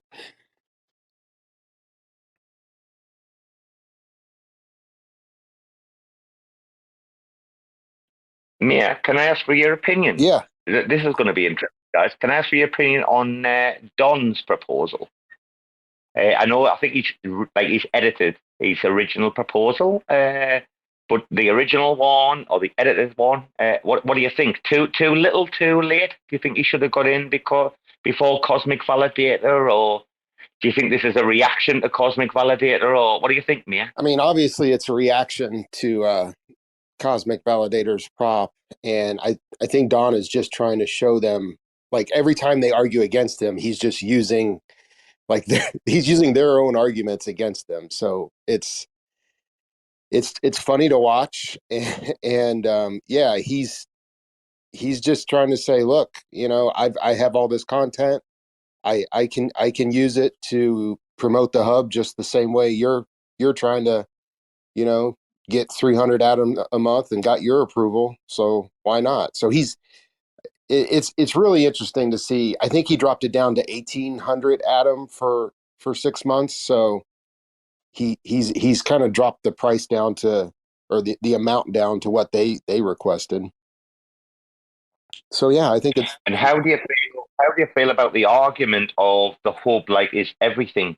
So I did ask Don this live on Spaces the other afternoon, like when you guys were all sleeping. Yeah, I just said like, okay, like, so you want the money from the Atom community pool, but you want to put content out on like everything. Like I just wanted the philosophical like conversation of Atom should fund everything or not. Like, I mean,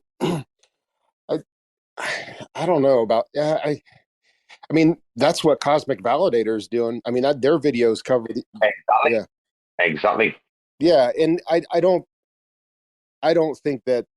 I don't know. It's the hub community pool is such a strange situation right now. But yeah, it's exactly what Cosmic Validator is doing. I don't know if you've looked, but their validator on the hub is like 4th or 5th from the bottom.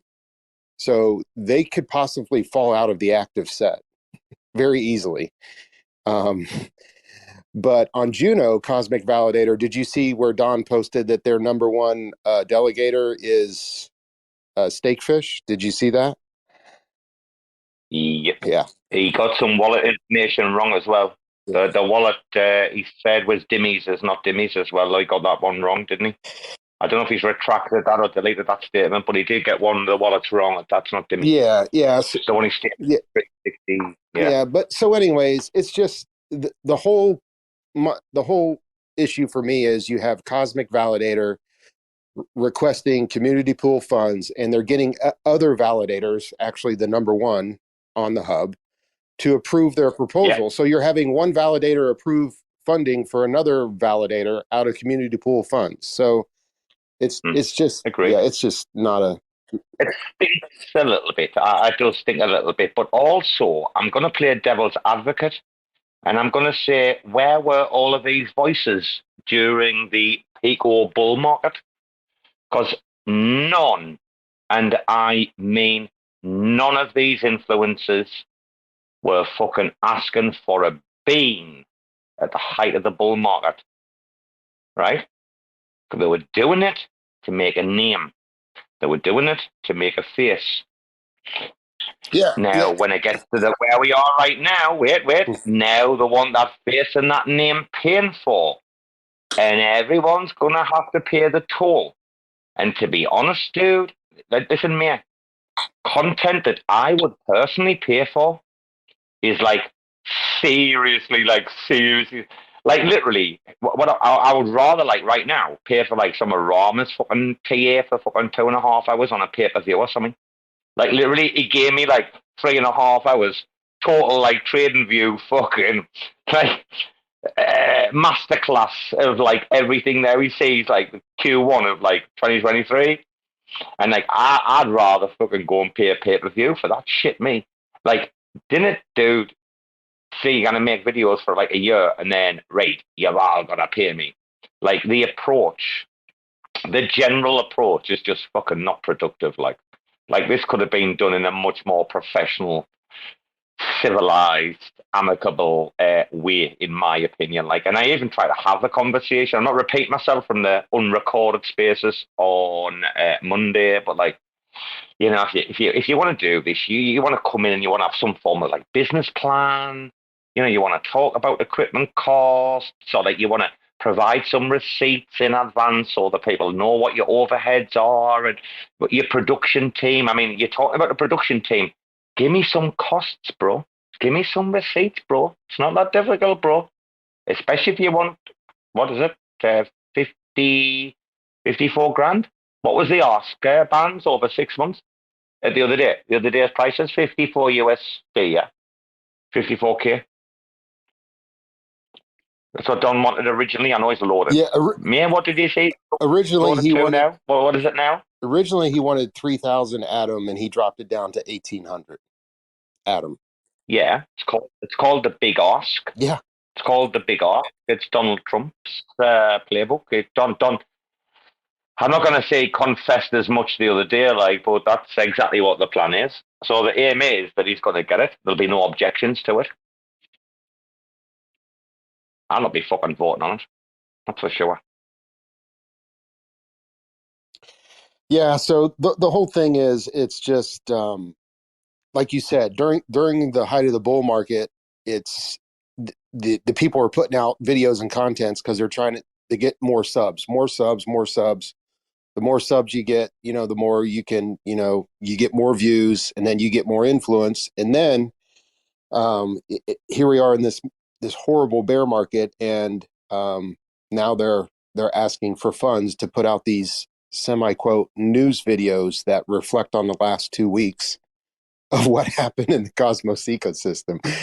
Well, I'll go one further. I mean, there's several people, not one, not two, not three, several people all of a sudden really concerned about validator behavior and pushing out content in regards to this.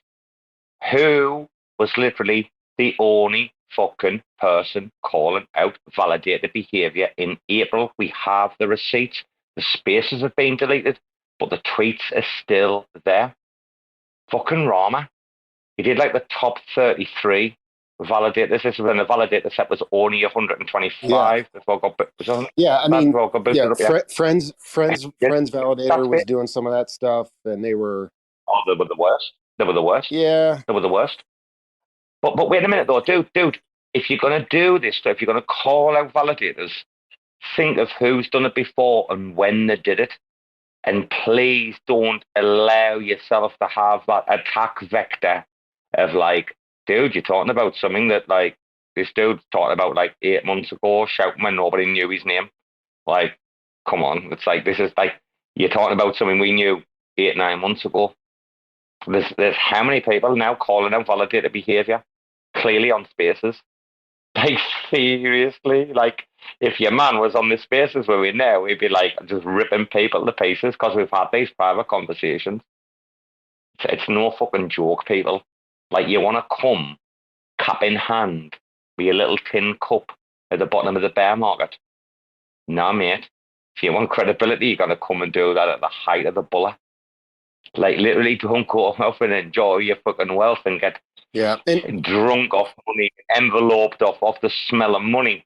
Like, when it's at the height of the thing, then go and ask, then go and build. Like, gan further. Don't wait until it's fucking there's nothing left and it's a fucking apocalypse. Yeah, and you know, this is what Spark IBC and Timmy, he was trying to unbiasedly like give a ranking with the validators. With I think that was like the gist behind Spark IBC was it's like, okay, let's try to list validators as to how much they contribute to the ecosystem, how much they do, if they're running RPCs and all that stuff. But also, but it's just, I think most people just have the time and investment to pay attention to what these validators are doing. And I think that's the hardest part for a lot of people. I'll tell you what, there's always going to be a fundamental problem. And you know where that fundamental problem comes from or arises from, right? It's the wallets. Mm-hmm. Now, if validators like had just all like listed public wallets or whatever, mm-hmm. with their name on it, like, well, the thing is, dude, right? Listen, right? So when you say, if you say to a validator, no joke, right? This is how the spaces went back in April. Like all these conversations like came out about self-bonded amounts, etc. When you say the validator, right, and you see that like self-bonded amount, now it might be 10 Juno, like Cosmo Station. I think Cosmo Station back in the day had like 10 Juno self-bonded on that wallet, right? And they've got like 100 or whatever it is, 1.23 million or whatever it is staked. Whatever they've got fucking staked. I don't know how much these numbers are right now, right? But the thing is, right, they're saying, well, we do sell some rewards, but we like restake or we compound. We'll try to support the network, you know, blah, blah, blah. Some of these validators have kind of said to us, they've got like 6, 7, 8 like wallets that are not like public knowledge now. Until every single validator wallet is public. And how would you police that? I don't know how you would police validators having only public wallets, because surely that's impossible. You can fucking wash in and out. You can take a secret dump. You can do what the fuck you like. If you know what I mean. Everybody knows you can hide money, right? You can do what you want. Yeah. The problem is, like, yes. Well, are you telling me the Cosmo Station has only got 10 Juno validated, or are you going to tell me that they've got hundreds of thousands of Juno validated on other wallets? They talk about security. Security is always like one of the main things for them. It's like, oh, well, you know, we have to be careful. We have to split like between like multiple wallets, but then we'll, and also, then that arises some other questions, doesn't it, about staking to yourself or staking to others. And this was a conversation that, who was having this last week? Was this when Omniflix and Cosmic Validator was kicking off and they were talking about how they stake their other wallets, not their validator wallet, the other wallets that they've got, the personal wallets that they keep their commissions in, that they stake that with other validators, and that became a conversation. Was either earlier this week or the weekend, and that's been Christmas, I can't remember. Does anyone know what I'm talking about? A conversation came up now about validators not staking with themselves in their personal wallets. No? I don't remember. I remember Omniflix was in one of the spaces talking about the Prop 89, but I mean, I agree with you, Robo. It is so, unless you're a blockchain sleuth and you're spending hours, trying to track down some of these wallets, it's hard to follow, number one. But then, I've spoken with a lot of the validators, like Null from King Knowles, and it's like a lot of these guys, like they are in it because they want to they're pro blockchain. They see that there's a lot of potential in these blockchains, but there's also a lot of money to be made. The issue is for me is it's like you come into this space because it's supposedly supposed to be decentralized and trustless, to where like you don't have to deal with a third party to trade a lot of these tokens and NFTs and all this stuff. But when it really comes down to it, there's a lot of stuff going on behind the scenes that is just, like you said, it's just shady, with some of these props and stuff like that, I know that's a big, it's a big generalization. It gets worse. I want to see who's in the room. I want to see how many people I know and I don't. I think I know the vast majority of you guys. Fucking hell, man. I don't know if I'm going to be able to get them on a space talking about this, but Rama found something incredibly interesting on osmosis, and particularly like this has happened since it got on like Binance, to do with incentives. Obviously, like the osmosis inflation, the incentives are paying out right on rewards. Versus a couple of other things. I'm not going to be the person to like tell this story. If this comes out, some of you can go and look into this if you want, right? But there's been a sort of a little bit of a pump and dump manipulation shit going on, and people covering shorts on osmosis. I'm not going to give the game away here, guys. Hopefully, in the next, maybe before New Year, if not after, Rama's going to talk about some of these patterns that he's kind of noticed with osmosis about what's going on at what time. They're gearing, but there's some dirt.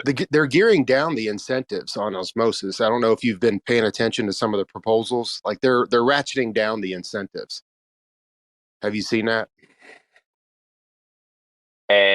Because they are they are in like disaster prevention mode right now. Yeah. I mean, to stop the token going from zero, they are pulling. I mean, they're manipulating Binance right now, like, or they're manipulating the Binance connection. The fact that they can play between the two situations and they can do what they need to do in regards to what's happening. I'm not going to explain it. It's not my job. Like I sat through like a fucking 45 minutes fucking classroom example on this shit the other day, and it's late at night for me, and I'm not prepared to like. Hopefully, I can get your man Rain Man on. Now I've mentioned it. Hopefully, he can come up and in the next couple of days and talk about what he's sort of like saying. But people, I know our mate says like people haven't got the time to like chain snipe. That is really true. So the people that have, or the people that are even like trying to talk about it, they're the people you need to follow the most, no? Or learn to chain snipe to their degree if you can.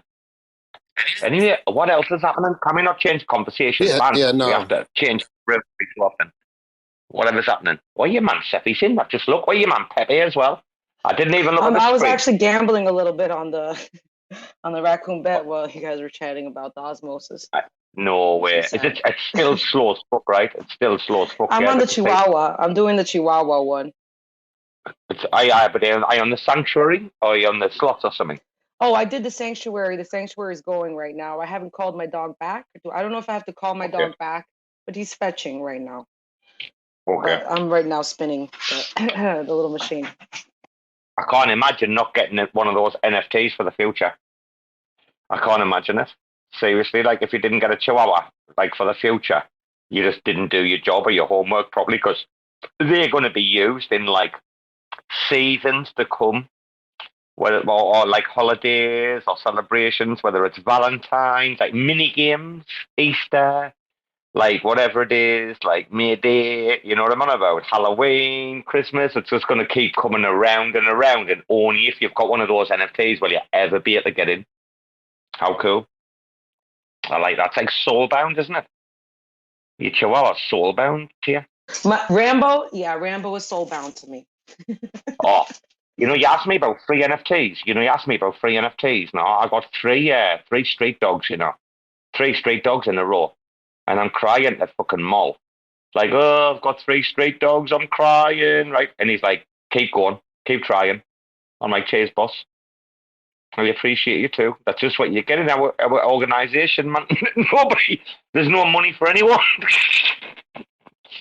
Can Solana not give us 5 million to move over to Solana? Solana is going. Their price is starting to look more like Juno now. It's oh, dude, Solana's going to zero. Yeah, I mean, going to zero. It makes you wonder. Like, is there going to be anything left on Solana with the two big NFT guys or communities leaving? Bro, wait a minute, and I'm gonna go and check the fucking chart here. I need. Oh, actually, you've just reminded me. I'm all right. I've got a stop loss in. Wait a minute. Yeah, we were talking, Mayor, earlier. Remember that space that we are in with the youth where Frank was getting attacked and stuff like that? It was yesterday, right? Like 16 hours ago? Yeah, it was last night. Okay.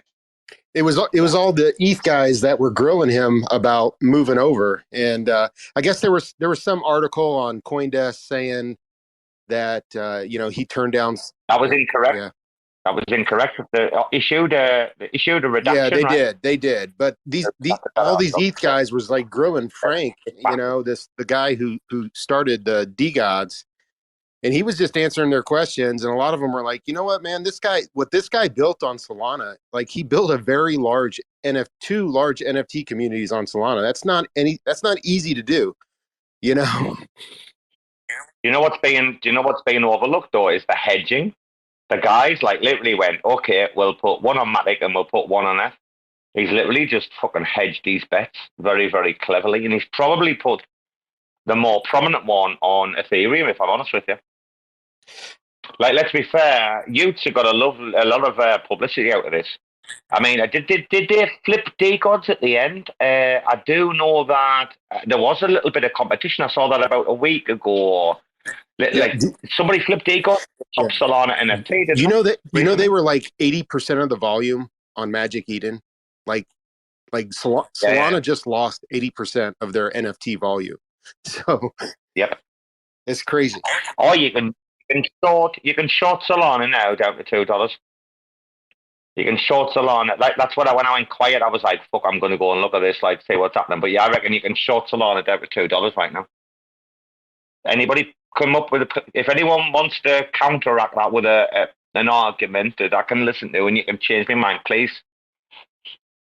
What? Come and tell me. Isn't that what's happening with some of these stocks with this low volume at the end of the year? Like the shorts just jump all over this stuff because they know there's low volume and there's no news for this last 3 days, you know. It's about to get worse. I think you're going to get one or two killers like right before the end of the year. I don't know, like, let's see. There was some more shit around Barrick today, wasn't there? There's some more lawsuits fucking coming out or something. I saw that shit, no? How's it going, Mayor? Wanted to say hi to Mayor really quick, Robo. I haven't spoken to Mayor in forever. How you doing, dude? Hey, man. What's up, G? Oh, taking a little break from spaces. I've been pretty sick these past few days. But nice to hear from you, bro. How was your Christmas? It was okay. I mean, with the crazy weather and everything and like sub-zero stuff, there wasn't much traveling, but it was okay, man. Thanks for checking and asking. But yeah, it was okay. But I saw you were kind of taking a little bit of a break, which it's well deserved, man, with some of the marathon spaces that you were doing, bro. But yeah. Mayor, I think on the news, Ohio was brought up a ton because of the shitty weather conditions. I even seen that there was like a big pile up on the freeway and a few people died. There was. I did want to tell you that. Mm-hmm. Yeah, I did want to tell you that my uncle, he was traveling from Mexico to Michigan during that time, and on his way here, he's seen a big pile up, right? He's seen a big pile up.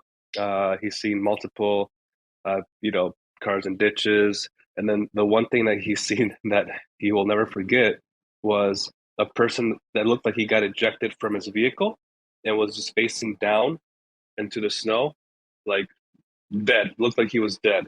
So pretty scary, bro. Yeah, it was the weather conditions were just horrible over the weekend. So that's why it's like, yeah, I told everyone, it's like, if you don't have to go out, like, it's insane to go out. Like, and for anyone listening, like, this big blizzard just blew through like Michigan, Pennsylvania, and all this. And it was like minus 15 degrees, like subarctic cold, wet. And it's starting to finally warm up now. But anyways. Fucking Jesus. Yeah. Yeah. It was crazy. That's the kind of weather. That's the kind of weather you don't want to be driving in. I was talking to Gaines the other day, and I remember driving in the snow, man, back in the day in England. It's fucking impossible. You're driving on an ice rink. That if you hit black ice, that black ice is the most dangerous thing in the world. If you break on black ice, good night. Bye-bye. You're gone. Yeah, and that was somewhat of the conditions around here over this past weekend. And it was, yeah, it's like you said, Robo, it's if you spin out and if you're on the side of the road and you're stuck, but with so many other vehicles that it's like you're lucky if anyone's going to come help you get pulled out. So, but anyways, on a better note, you know, it was a good weekend, and I'm just amazed that, you know, how the end of this year is kind of ending. You know, I mean, it's been a hard year for anyone in blockchain, but I really feel like, you know, kind of like what we were talking about with Juno earlier. It's like, even if it does go below $1, you know, if these are bargain basement prices, if you think Juno is going to be around 5 years from now and people are going to be using it, like, it is a good opportunity to get in at such a lower price, you know. But anyways, once it gets an Oracle, once it gets like a decent Oracle of a decent standard, and once we can like attract some like DeFi, I do know under $1 is a good buy in my opinion. I still think at the minute the biggest sleeper is Kujira. Gaines, I didn't know how heavy you are in there, like, but I'm on the. I mean, I've got a bit. I bought a little bit, like, just there, but I'm on the sidelines, just waiting to fucking. Yeah, and I know. Aside from the entire, you know, open or closed source argument, the best thing about Kujira is it has zero inflation. Like, it's a non-inflationary token. And dude, it's got nothing to do with the token. It's got nothing to do with the token. It's got to do with the products. Yeah. The products are exemplary. For me, the products are some of the best DeFi we've got on Cosmos right now. Like, I don't know anyone else, but like, if you go through Kujira, like if you jump on board, whatever, right? Like, literally, it's fucking such a nice experience. Yeah, it's the UI and UX is really clean. I've just started doing a little bit on Bo and in Orca a little bit, and it is very clean. But like I said, if you want to hold Kujira, the whole thing for me is it's got zero inflation, so you're not getting bleeded out with all the massive supply. But, you know, it's the one of the few projects that I think could give Osmosis a run for its money. You know, if they get more liquidity coming in, you know, it'll be interesting. But Kujira and then Celestia, you know, I'm really interested to see when Celestia is going to launch, you know. I am, but I'm more interested to see who deploys or builds over there and in which modular stack that they do. I think it's really, this is weird. Like, so normally you might have like an ICO or whatever, right, guys? And you might have like testnet launch and then mainnet launch, and you've got that J-curve shit going on or whatever, right? Like Celestia, I think, all right, there might be some speculation, but it's not a traditional. I don't think in history there's anything you can compare to Celestia. TA-wise, like on a technical analysis. I gave the mic to Antone and AmanDAO, and if anybody else would like the mic too. I just wanted, he's been up here for a while and hasn't gotten a chance to say hello. Hi, Tell Antone. me to shut up. AmanDAO. Tell me to shut up. Tell me to shut up, darling. Well, I came back. Oh, no. We've heard it's the Celestia. We believe in it. Yes. Go Celestia. Let's go Celestia. Okay, I literally came back. I came back into this space like 20 minutes later, and he's still talking about Celestia. It's unbelievable. Oh, your woman AmanDAO's up. Because, look, she's only giving me shit because Rama's not here. That's not true. Hello, darling. Did you have a lovely Christmas? Your picture of your little one, she was lovely. Right, little angel, isn't she? She's an angel. Oh, she's beautiful, darling. Thank You're you. blessed. You're blessed, you, aren't you? Yes, I am. Mama AmanDAO, blessed to death. And your man Gaines, AmanDAO, listen to this. Gaines he doesn't have a black heart. He has a nice red heart. Christmas Day, Gaines, AmanDAO, sent me like so many videos of him opening his presents and everything. Like, he made me feel like I was in the room with him, his daughter and everything, like ripping open shit, wearing shades. And I'm like, oh, how good. I hope you had a good time, darling. I did. That's so sweet. Isn't he? I honestly do feel like a lot of us are family. You know, it feels that way, at least. Hey, not even me family though sent me any videos of opening presents. Oh no! Like literally on Christmas Day. On Christmas Day, not me shit, darling. They're all too busy. Apparently, on Christmas Day, like Gaines was my family, and it was fucking amazing. He was in his fucking pajamas, like he's got these funky Christmas pants.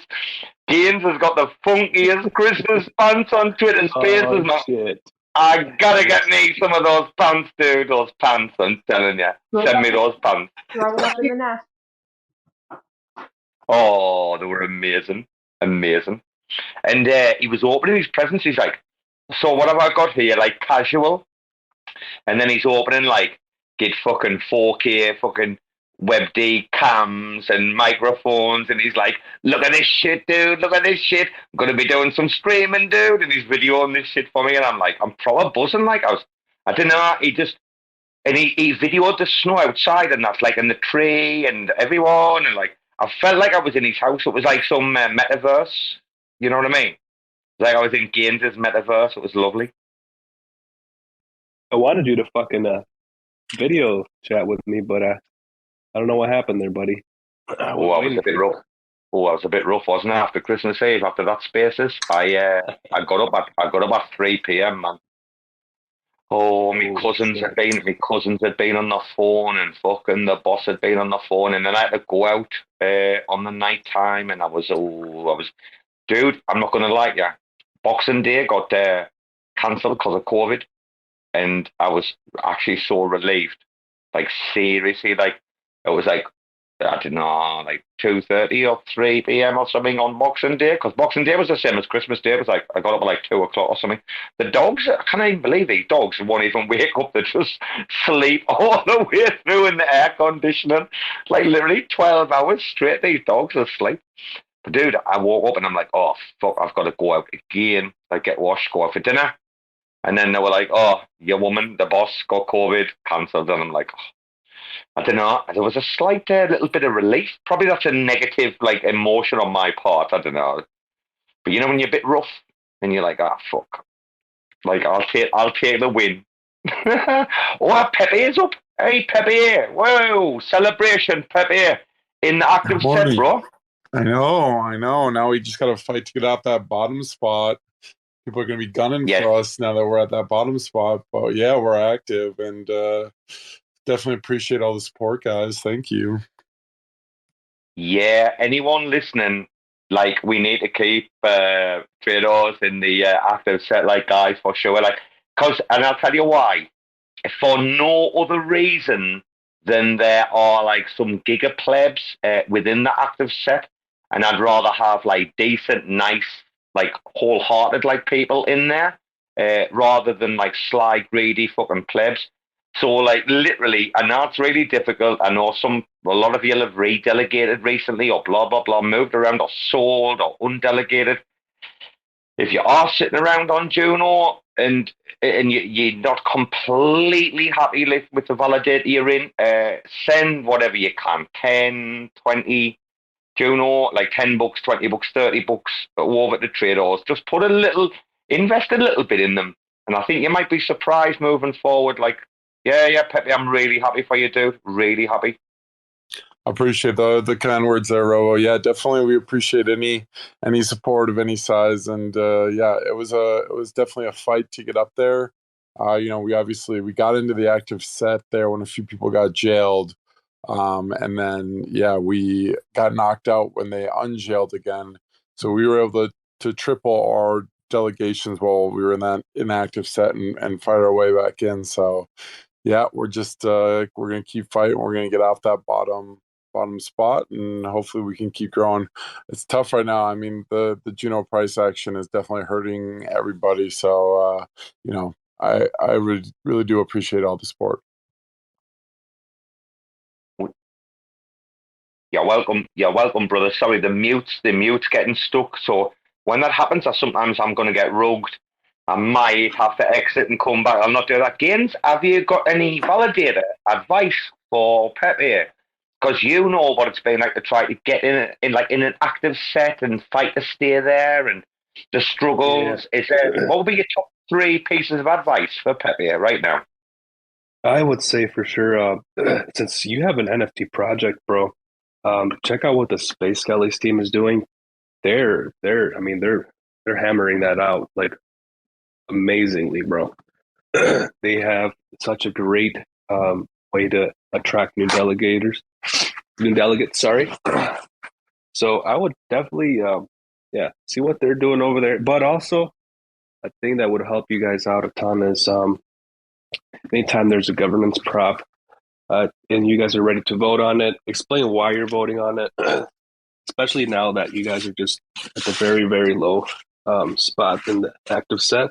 You guys want to get more visibility, right? So just be very vocal with all your votes. And that's really it for now. You don't have too much to worry about.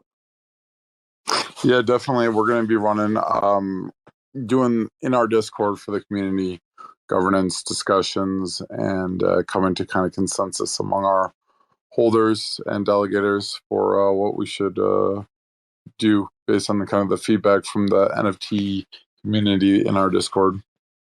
And also, what would be nice too is to just give people insight on what you're doing with the infrastructure of the validator. So I know you mentioned it's the bare metal, right? Yep. Just to give people more insight on what exactly is going on there. Who's running it? Is it actually you that's running it, or one of the people in your team that's running it? People want all that information. Yeah, we spilled all that out in the Medium article, but I can definitely continue to share more information about all that as well. Get retweeting. Pepe, don't underestimate the power of the retweet, of the old information. Something you guys might have said like 2 or 3 weeks ago, if you can think about it, might be like valuable now. Like you're talking about the Medium, get it retweeted, get it in the public eye, I think this is one of the weird things. Like Rama once said to me, Robo's got a tweet for everything. He coined this in his spaces. It became a meme after that, right? And he's like, well, dude, look how long I've been on. Look at my tweets. Look at you. And it's like, well, dude, you're tweeting about the future sometimes, What? And one other thing too, Robo, that I'm gonna just hop off here in a little bit, but is pay attention to the foundation delegation for Juno that's coming out soon. I know Rama knows a lot about that. Oh, trust me, I'm in Rama's ear asking about that all the time. Okay.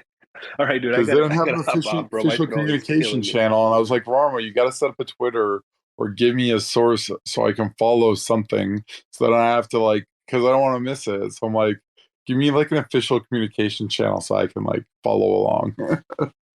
Listen, I'm going to tell you all now. Rama, right now, and for the last 6 weeks, is the only person who is dragging along the delegation sub-DAO.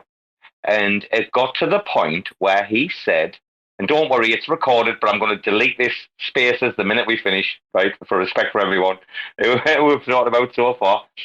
Literally, for 6 weeks, he was dragging them along. And he was like, look, dude, I'm going to now screenshot this chat to show the lack of activity, and I'm going to embarrass you all online.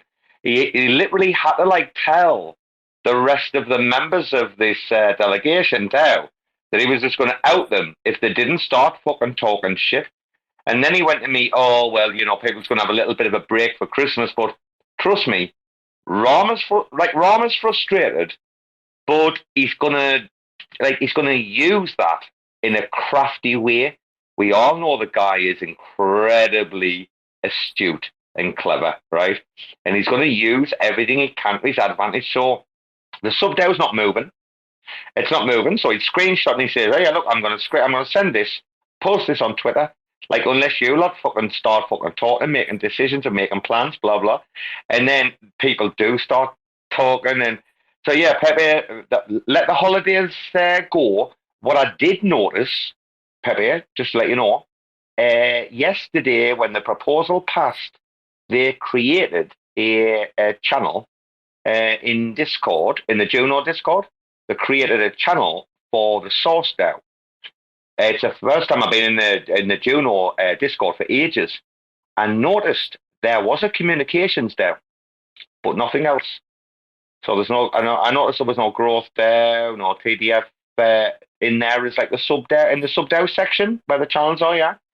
So it's quite interesting that there's only the Source DAO and the Delegation DAO that are in there. I think it's the Source DAO and Delegation. I hope it's not the comms.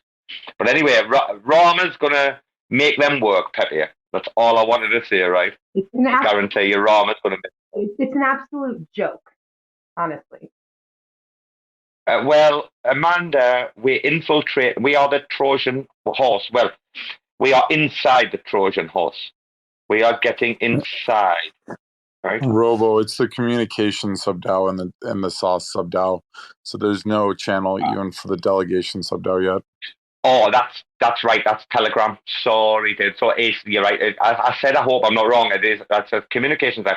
The delegation DAO is only on Telegram, and Rama just said it was a joke, right? But like the right kid is in there to change it, and the right kid's in there to change it because he's like, I'm going to screenshot and embarrass you all. And that's literally like the approach, like, so Pepe, yeah, don't worry, hold on, bro, help is coming, I swear to God. Let's say there's a few. Hello, Chevy. Hello, El Chevy. Let me get this straight. You guys are so bored, you're gonna get inside of a horse.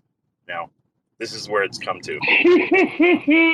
El Chevy, Source DAO passed. Be sure to get the horse's permission. Chevy, can you believe? The horse is like, I consent. Wait, Sefi, can you believe Robo's on an official Juno sub-DAO? Apparently now I have to adhere to the Juno constitution. I didn't even know there was a fucking constitution. Put me on the prop. Fuck. Yeah, time to do some work finally, huh? Cheers, El Cheppy. He's fucking loving this.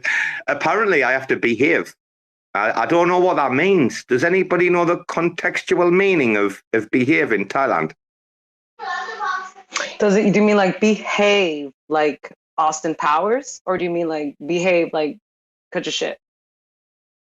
So I can't literally like call Highlander abomination like every time he puts one of those fucking sandwiches like on my timeline. What am I supposed to do? We're plebs like, how can a professional, a proper OG, CT, Web3 professional like me deal with these Web2 better cooks who don't even run their own like validator sets? They've got some pleb, I don't know, buried in his mom's basement with a few fucking servers running his shit. What am I supposed to do? Bbandz, help me. You're on the community as well. I suppose we're brother and sister now, Bbandz. I'm sorry. How can I help you? You realise tech support. Well, you realise tech support. You're now my sister. You realise you're now my sister. You're my sub-DAO sister. So who else is going to have? Who else is going to have a normal voice on the sub-DAO? I mean, Rekt. Well, they're all about the money. I mean, we know their level of greed, and we see this every day, right? I mean, let's not kid ourselves. Joe. Well, at one point in time, I did trust Joe, but I mean, I don't know what's happened to his head recently. It's far bigger than yours, especially over the last, 2 weeks since the Jade video. Wait a minute, you think my head is big? Not as big as Joe. Not as big. I'm going to have to change my PFP, goddamn. No, we made the banner. We made the banner for you. I know, I'm fucking around. I know. The same house as Ron. Rain Girl, Hey, Bbandz, can you remember the first time we met on a space and I called you Rain Girl? I said, oh, I can't call you Rain Woman because that's wrong as Mrs. Yeah, woman, she's Rain Girl. And remember that? That was hilarious, that space. At that moment, I was like, oh, I'm here to stay. I'm not going nowhere, guys. You come in and like shield like the top like two like Matic projects, and I'm like, oh yeah, woman's on fire, isn't she? I love a bit of that. Isn't it that I like if you haven't got a bit of fire under your soul, like in these spaces and what you believe in the projects and your intentions and like, oh, if you, I mean, you get these people that come in, hello, my name's Robo. And I own raccoons. And once I was in the spaces when Amanda hoovered a raccoon. And it was the funniest thing that I'd ever seen in my life. And then Gainzz, he made a meme. And oh my God, the next day I was choking on my latte. Oh my God, these giga plebs, man, I've had enough. Oh, that's hilarious because like I feel like I do. There's a lot. It's the tone of voice that doesn't change. I feel like if the tone of voice like changed, like the way they were talking, like it showed like some kind of emotion, or maybe if they smiled with their talk. But I totally understand what you're saying. It's just like there doesn't seem like there's any emotion behind it, and I think that's where the disconnect is. Bbandz in sales, in telesales, which is quite a difficult job, right? It's not as difficult as like appointment making, for example, like teleappointing, but telesales, literally, you walk, if you're a team leader or a manager, you're walking around and you're like, smile while you dial. Like, people can tell a smile down the line. Like, literally, you don't even have to be speaking, and people can tell like you're smiling. It's a distinct art, and that's what's funny about. Well, listen, guys, we have to do this. Sefi, I have a serious question, everybody, for Sefi. We're going to sidetrack this. Oh, we've got Rekt Gang coming in. Wait a minute, we'll get Rekt Gang in. Sefi, are you there, bro? I need to ask you a quick question, bro. Yeah, hit me. What's up? Right, this guy, Reptile, and his friend Kumar. Have you listened to their spaces yet? Have you been in to interact with these fuckers yet or not? You're talking about this guy Reptile that has like the like snake eyeball for a PFP? Yeah, and he's sidekick Kumar, the Indian that does the fucking mute everybody trick, and then he does the Indian impression, like proper over extenuates like his Indian accent like, as much as he can, no? Okay. I've seen them once or twice, or heard them once or twice. Why? They're pretty freaky. They are, dude. They are. I think we should start raiding their spaces just for the culture. Like some of us more like intelligent beings that can like, dude. Literally, this Kumar. I don't know how he can get away with it.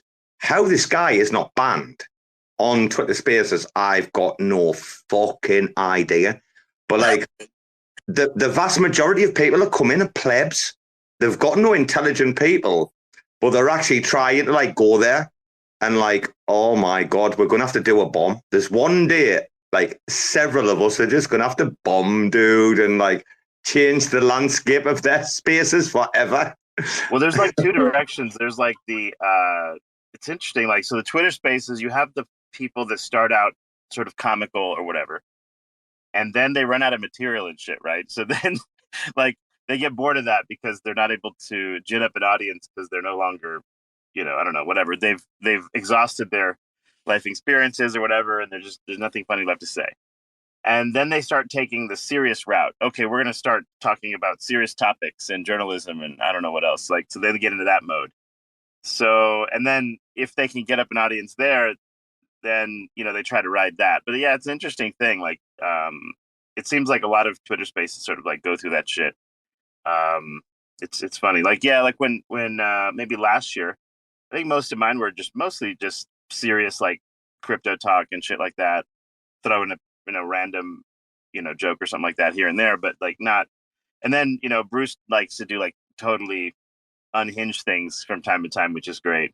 But yeah, like the reptile people, there's like an entire, and I'm not sure how legit the guy is, but like there's like a group of people on this planet, I should say, that actually think that there is a legit reptile invasion, where there's like aliens and shit that are reptiles that are disguised as humans. So I haven't listened long enough to figure out if reptile is like for real, like he actually believes that, or he just thinks it's a funny like little subculture. Have you sorted that out? Well, listen, I only found these guys yesterday through Liz the Diz, and she was talking about Tesla turbines. So, like, I joined and like regenerative. Well, another guy was talking about regenerative agriculture.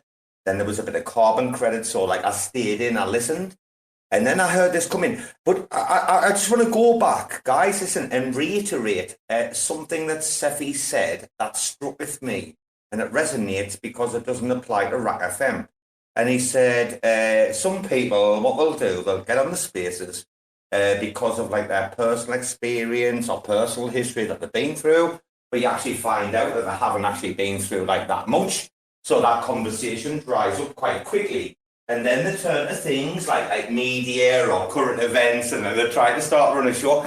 Like, Seffi, no one should ever underestimate your interpretation of like how things actually fucking work in the real world, because that's a perfect description of how it's like that Mario, you know, that Mario Norfell or whatever he's called. I mean, he was relevant for about fucking 3 minutes or something. Even his fellow co-hosts and that have like left that pleb. Like quite a few people now that he was like hosting and co-hosting with, like, fuck you dickhead. Like, all right, they've had some scoops, but what happens is, and I did notice a little bit today with that Spaces, right? It's only the second one I've listened to. Their things, what they say, the hosts are repetitive, but they feed off other people's individual stories. So like the theme, the underlying like theme of the entire like conversation is pretty like similar with those guys. Let's say like an anti-vax, anti-PCR test, or what's it called, antigen test or whatever it is we're talking about, like anti-fucking everything essentially, right? I didn't even hear about any lizard shit, because literally, if anyone would ever start talking about lizard people, I will press that leave button quicker than you can believe. Like, if anyone in this room like thinks there are lizard people on Earth, right? Please just fucking don't talk to me ever again. Block me. But they're like a different species of humans. If you don't accept it, it's just not just. What was that? What was that series? Like, why the discrimination, Robo? What was that series in the 80s, Yeah. Seffi? What was that series in the 80s, right, about the aliens that ate like the rodents and that? Can you remember? Like the came V.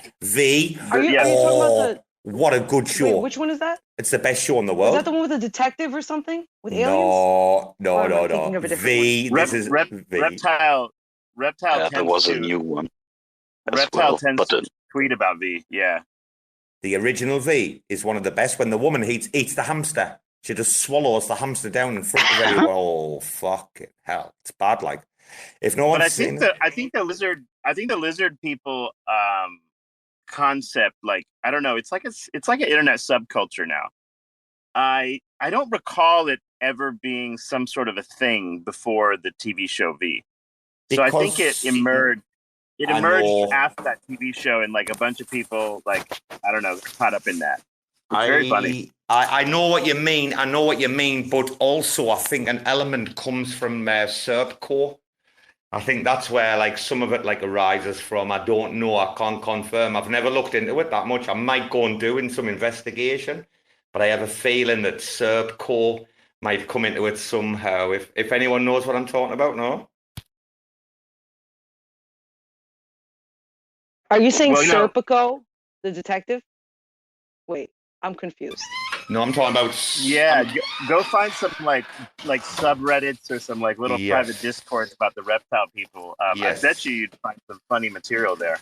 Well, there's There is a company, isn't that's there? assuming you don't join them, right? Like, it's quite possible you'll get into that rabbit hole and you'll be like, next thing you know, you're going to try to convince me that fucking, aliens are running, like, I don't know, the White House or maybe Parliament or some shit, right? Because like you might like buy into that. Like, you never know, right?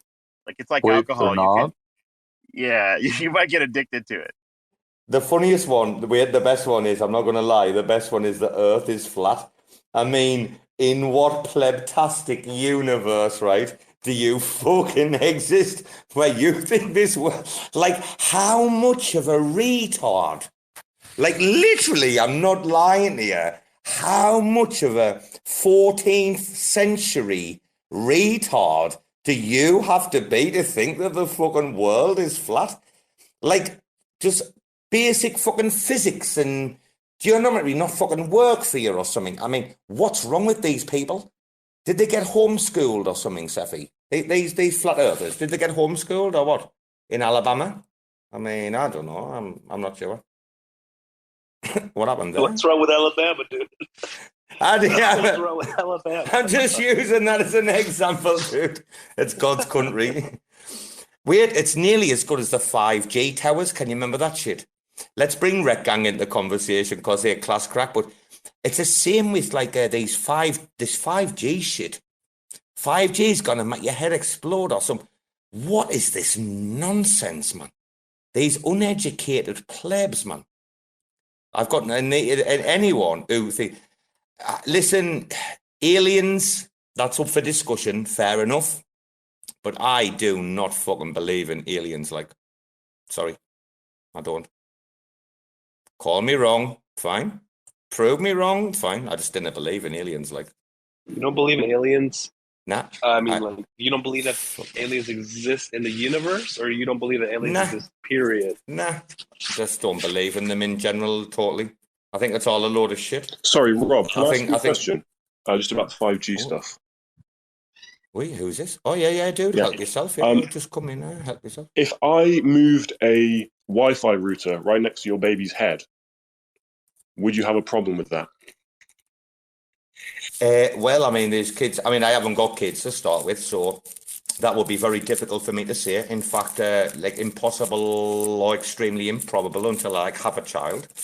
So I can't answer as a parent. You understand that? But what I will say is, don't many parents across the world have like these like Bluetooth monitors that they use for their kids when they cry during the night. I know my brother's got some like, I had an alarm where his kid would like cry or be upset, and then they'd get the Bluetooth signal through to the kitchen or something. I don't know.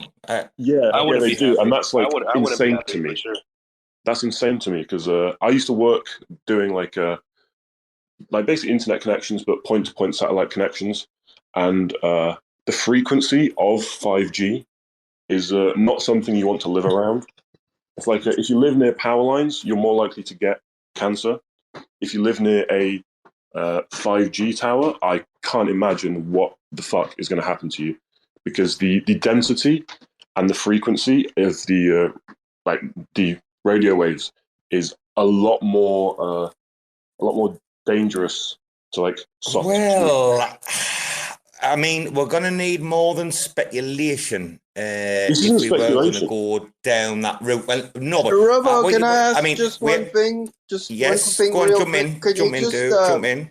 put in Tradooors, make the active set on Juno, and then that's good for the sauce now in terms of spaces. Oh, bro, sorry And then I'll about that. screenshot Sorry, that, dude. and then you guys can continue talking about your things. No, Rekt Gang, very quickly, while I change, Rekt Gang, I want you to jump in here. We're going to listen to your man. Are you a father? Have you got a child here? Yeah, I got two. Got a child? Two kids. I'm not. Right. How would you feel, Rekt Gang, about putting a 5G router in your kid's bedroom? That's what your man asked. I don't know. Does that make any noise? Any? No, not a 5G router, just a normal Wi-Fi router right next to your baby's head. To my baby's head? I don't know. I don't know. You just wouldn't do it. Why would you? I You do just- that in the first place? Well, why wouldn't you? If 5G. I'm not going to put Wait, a you're not going to microwave put it in next to the the kid's or, head. kitchen oven or a blender or any other appliance that I have. I don't know. Robo, I'm not interested in these conspiracy theory talks. You know how I feel about that. I agree. It's not a thanks for conspiracy changing the theory. name. Radio waves are dangerous. That's all I'm saying.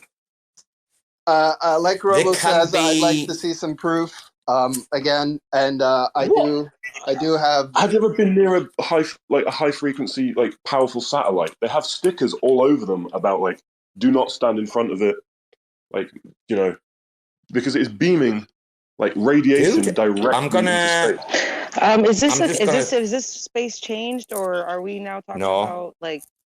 Are we done talking about this? I think we should talk about something else. I'm good. Yes, I agree. I got my screen I chat. agree. Thanks. I agree. All I'm going to say is, I remember standing in front of a bass bin in Amnesia nightclub in Ibiza in like 1998, and like having like the hardest like trance you've ever heard in your life, like pumped out direct. I mean, this bass bin was like 3.5 times the height of me, and like probably the same width. And I'm like standing up there with me ear with Joshua. Shh, be quiet. If anyone knows the proper tunes from back in the day, right? The proper. And I remember this thing spitting out this bass that basically pushed me over and onto the floor. Like the power of music knocked me on the floor. So yeah, I'm not too sure I should worry about a Wi-Fi router. Soy, fucking look, I just gonna invite Soy up. Wait a minute, because is it LV10 noobs come up and all? Hello, dude. You all right? You all right? Yeah, I'm fine. Yeah, I just heard you listening about high frequency signals. And there's a couple of things to say there. So I've been literally working in high frequency for quite a while now. And point being is, stuff is dangerous if you don't take proper precautions, right? Normally, consumer products like Wi-Fi routers, stuff like that, they are designed in a way that they shouldn't harm you. That's basically what all these regulations that the silly governments are putting out are for. It's a different story when it comes to cell towers in certain jurisdictions. I don't think you have a problem in the US or in Europe, but if you go to Thailand or to China and they put up these silly cell towers to get coverage and you live next to one, well, I give you a guarantee that some people will be exposed to harmful radiation. And there's no studies. There's literally no studies out there that actually have been ever made, because it exposes these companies that are literally selling all this shit like Apple, Google, all of them to lawsuits. Because if you can prove that this is kind of causing cancer, it's a big problem.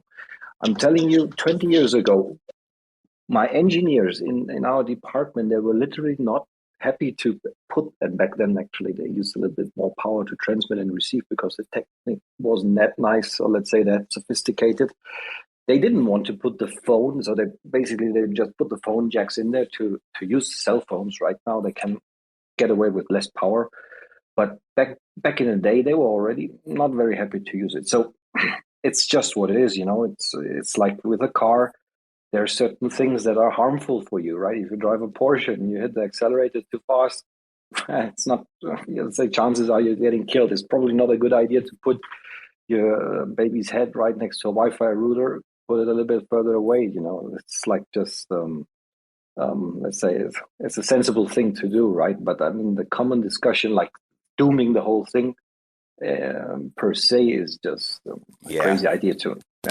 Yeah. What about you know? Sorry, Rekt Gang. 1 second. One ahead. second, dude. I'm just going to say a very based approach, and I want to say what a lot of people might not know, guys. There are micro, I forgot what to fucking call them again, like micro cells, right, for mobile phone companies. And I've worked in the industry, right? I've seen the atlas map of like the UK or Europe, right? They hide these like tiny little miniature cells in, put it this way, every gas station you go to, Every petrol station you go to where it's got like the list of prices on the big thing at the gas station telling you how much your fuel costs, yeah? They've all got microcells in them. In London, every public telephone box has a microcell in the roof. The vast majority of churches have one, like hidden around the bottom of the spire. Literally, people don't realize, like, we're talking about these signals and blah, blah, blah. You are surrounded by them every minute of every day, far more than you think, people. Like, literally, you wouldn't believe where they've been hidden. You know what's funny? In all the Chinese cities, in all the parks, they're actually fake trees. I mean, they literally...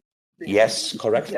They're just stupid. I don't know why people do that, but I mean, Chinese people, they have a different kind of attention span because it's true, you know, it's not discriminating. I'm married to a Chinese woman, and we all agree to that. It's just some things they don't see. You can put a big speed cam right in the highway, you know, and they don't see it, you know, they drive through it. Even the biggest one, it's just they don't see these kind of things, but they disguise them just not to draw that kind of public attention there, right?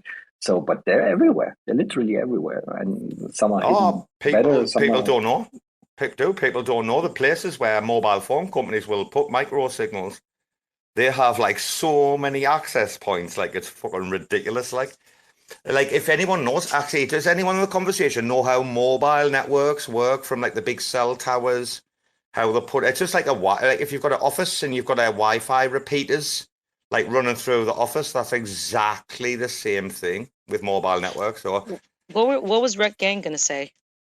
He's been trying to hop in here for a minute. I was gonna troll Robo. That was my goal, but it's not funny anymore. So that's why you have to have like a backup. So you know what I mean? Like now he's trolling me. He was going to. Yeah, it's all the whataboutisms, right? It's like, well, what about that woman in Croatia that was near a cell tower and got stage 4 myeloma due to being near that tower? What about her? Don't you think that, like there's no formalized studies on this, and I hate when people do these arguments, and I think we've chatted about this before, Robo. I don't want to heat up again. No, you're right, dude. The pylon thing. Yeah, the pylon thing, I jumped on straight away. There have been elements, but like, dude, there's been like things proven, like whether it's been like water or like whatever, like I don't think there's been one causality. It's very difficult to create that. It could be. There's so many things happening in this world, and it's very difficult to establish that link, and damn near impossible with kind of this anecdotal evidence, and that kind of triggers me every time when people. I agree. I agree. Thanks. Because we love. It's literally impossible causation, to make correlation. You just imagine you want to do a proper study if this is really causing any bodily harm to people. I mean, the cell phone towers, they're just the density goes up with the people's density, and in cities you have more cars and you have more dirt and whatnot, right? People live worse. Life expectancy has only been going up, right? So, it's kind of difficult to establish that. You're going to find some correlation just because of that, right? Yeah, because exactly. If the tower goes up, it's absolutely almost impossible to find any kind of sensible data right now. But Robo, you'll remember this, the asbestos thing in schools. Like, how much did the government freak out about that? Dude, is asbestos though, is like what, a 1950s, like post-war era No, like that was an issue when I was growing up in New York City, and they had to take all the asbestos out. I was in the but it was put in the 50s. This is exactly the link that I was talking 50s. about. What about the asbestos thing? What about smoking? Like, yeah, those are examples, but that has nothing to do with the question that we're talking about. That was one example. It's a good one that we didn't have the research back then, and we can do the research now. We didn't have the tools back then. So what about the asbestos? Good example. You're right. But that doesn't mean that cell towers cause anything, right? So it's the whataboutisms that I really... Level 10 news went over this, right? Well, high frequency radiation is dangerous. What about we change the subject? Well played. Well played. Who's paying you? Who is paying you? We've discussed all of the drama. Wait, I know Rekt Gang were like late at the party, but we've discussed like any. There's not that much drama happening right now, is there? It's so quiet. The volume's dropped off. Like there's very little happening right now, isn't there? It's the holidays, but the youths thing is still going. I think it's still a little bit exciting, but we're like really in, you know, yeah, we're scratching for something to talk about. So I agree. There's not a lot of drama, even in the Cosmos, which we usually have a nice kind of base layer of. So people are looking for content, you know. I agree, Robo. Dude, Berserker, are we going to bring the content? We're going to bring the content at the bottom of the barrel and we're going to embarrass everyone. That's what we're going to do. I hope so. I mean, it's all done for free. It's a small risk. Easy. Let's go. It's zero risk. It's like that's why Jake is backing us. Like it's zero risk. So when we're going to have a meeting, let's get this out publicly quickly. When are we going to have like some form of Discord call or where? I mean, what should we do, guys? Should we get New Year out of the way, and then right at the beginning of the new year, should we turn up to the party with our ideas or any content we've got? Because Brasco's reached out to me tonight. I've been having AmanDAO in the DMs. You know, the raccoon community are going to do their bit, yeah. I told you it wasn't one person. I told you it was like 40 people. We're talking. We're going to bring our A game. When are we going to like get together and really fucking strategize? Like without the upper echelon plebs, like just us, like the people that's involved in. Yeah, you know, the people who've got the voting power. Yeah. So one thing, it's much easier to connect, you know, in an asynchronous manner through the Discord chat that we have right now. But I agree that we should definitely have a formal call with us Juno Sauce sub-DAO members. And we can definitely schedule that like early beginning of the year. Actually, we should post some dates right now, and whoever can make it shows up. And, you know, it's open even for the community, and we'll talk ideas. The community will share ideas, and afterwards we'll start scheduling spaces with the leadership, as well as, you know, certain Juno projects, just to kind of bring some exposure to the Juno blockchain. That's our mission. So yeah, I agree. Let's kind of already start shooting some dates and some times in the Discord chat. I'm game. What I will say is that except for like a couple of days when we get started, because I'm on the opposite side of the world to you guys. I know Giannis is in Europe. I do know that Pepe is in Europe, Amir. There's a couple of people in Europe, so obviously they're like behind me by about I think 6-7 hours, depending on where they are. But like for me, dude, either early on the morning or late at night. So like Eastern time, like any time from like 7 a.m. Eastern or 7 p.m. Eastern, I'll be mustered. I'll be golden, you know. Yeah, that works really well. I think we'll schedule something, and you know, all the ideas are good. Like right now, we can post memes. We don't have to wait for a call to kind of post shit. I know. Retweet and do things. Are you bringing the entire like Rekt community behind you? Like, have you rallied the troops? Because I'm not going to lie to you, I've rallied the raccoon troops, mind. I'm not going to lie to you. The troops are enjoying this polygon pump that we're having right now. Okay. I heard. Wait a minute, Trippy Wolves. What did you do? Did you do like a 74% pump or something yesterday? Was that? Yeah. They pumped. They did a 2x, like pretty much. But it's all fuck happened there. Yeah. So people are enjoying this Solana money, but they're gonna get back to Cosmos. Like the core is really involved in Juno, but you know, people's attention, right? Like it goes from left to right. It goes where the money's at. It goes where there's stories and activity. And right now, it's a little more quiet in the Cosmos. So you know, gotta grab that attention back. Bro, I've said this before. I said this a long time ago, right? We are in an attention economy. People don't realize. Like, there's people that just do not realize, like, we are in an attention economy. That is all that you have going Yeah, for that's you the right biggest currency. We do. Hello? Did I lose you? What happened there? Sorry. Yeah, I was saying, you know, the currency is attention. I totally agree with you, Robo. Oh, without a doubt. And the thing is, as well, at the minute, Juno hasn't got any attention, and that's where the eyes need to come now. Well, DAO's launching on the be, 1st, right? DAO V2. Yes, So that'll be a good boost. We'll have to push that one really hard, just to bring some eyes. I've got a bigger boost for you. So I've got a nice little promotion already. What I'll do is I'll give SourceDAO exclusive rights to promote. So I'll not tweet from that official account. I'll give like the SourceDAO official like permission to tweet about Winston DAO.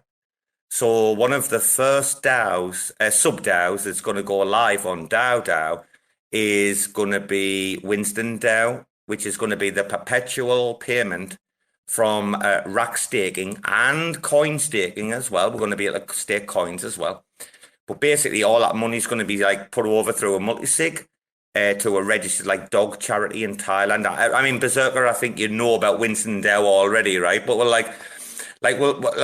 give like the SourceDAO the rights to be able to like promote Winston DAO at the same time. Do you know what I mean? Oh yeah, that looks like a really good initiative that we can push for. I think, you know, this is kind of the idea. We can say, oh, Juno's great and all these things, but people need to be doing something and seeing, you know, products and deliverables. And, you know, the Raccoon Casino, Winston DAO, which is a charity initiative, and all these, I guess, WinDAO coming out, DAO V2, Tradooors. Do you want to share some alpha, Pepe, on when your game is going to be launching? Yes. Because we can promote that for sure. Like any we'll promote everything building on Juno, we should definitely like shill it hard. Well, Berserker, the newsletter, we're going to have to put this out. Listen, my DMs are open. Anyone that's involved in anything with Juno, like Tradooors, or whether it's your game coming out, you're trying to get in the active set, whether it's Shroot and Gains, helping Umi with the NFTs, whatever you have got going on, guys. And I know that's not necessarily connected, but we can connect it. DM me anything you want. And because I'm going to compile a newsletter. We haven't talked about the format and the frequency yet. That will come. But we're going to put a taster out to see what you lot think, yeah? Rekt Gang, that's it. We need the people talking to us. We need to go and speak to the people and find out what they're doing. Yeah, and we kind of know, you know, but it's just they're very builder-centric. So one of them, right, ZarDAO or Forecast, you know, DeliverDAO, the predictions market, you know, they're great devs. There's 2 devs. They don't do a lot of marketing, and it's unfortunate because their product really works.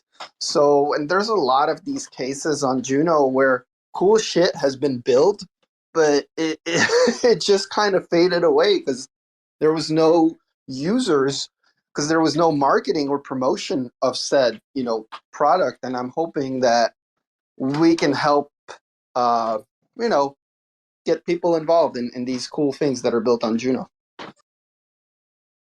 Well, I'm just going to repeat that line from today, that it's kind of a line I already knew. But just to hear like one of the big punks, y'all know what I mean, Punk 65, whatever he is, 27 ups or whatever he is, like literally to hear like, you know, you can't build permissionless like protocols and networks like on permissioned like base layers. You've got to have a permissionless base layer to then go and build like permissioned protocols, etc. Right? That resonated with me like so fucking much with Juno today, and I'm thinking, I mean, I'm an old hat. I'm a proper hardcore Genesis kid, and it's like it's the one thing. Juno's either gonna make me or bury me eventually, isn't it?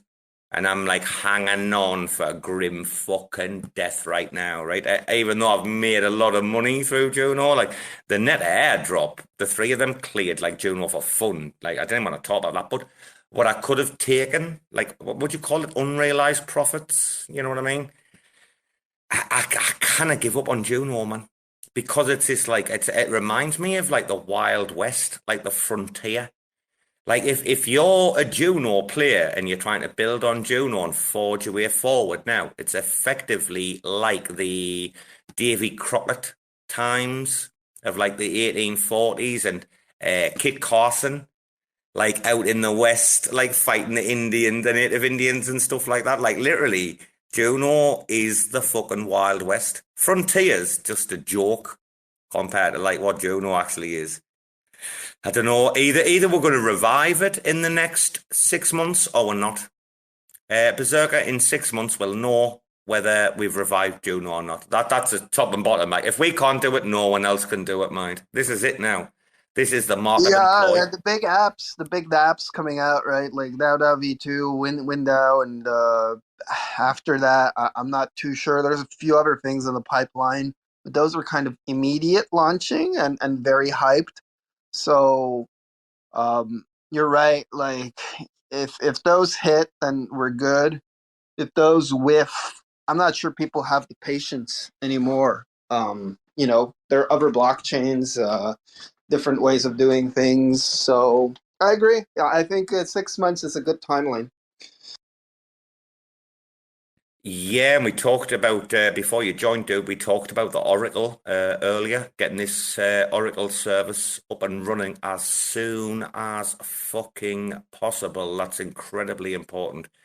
We might start to see some DeFi projects.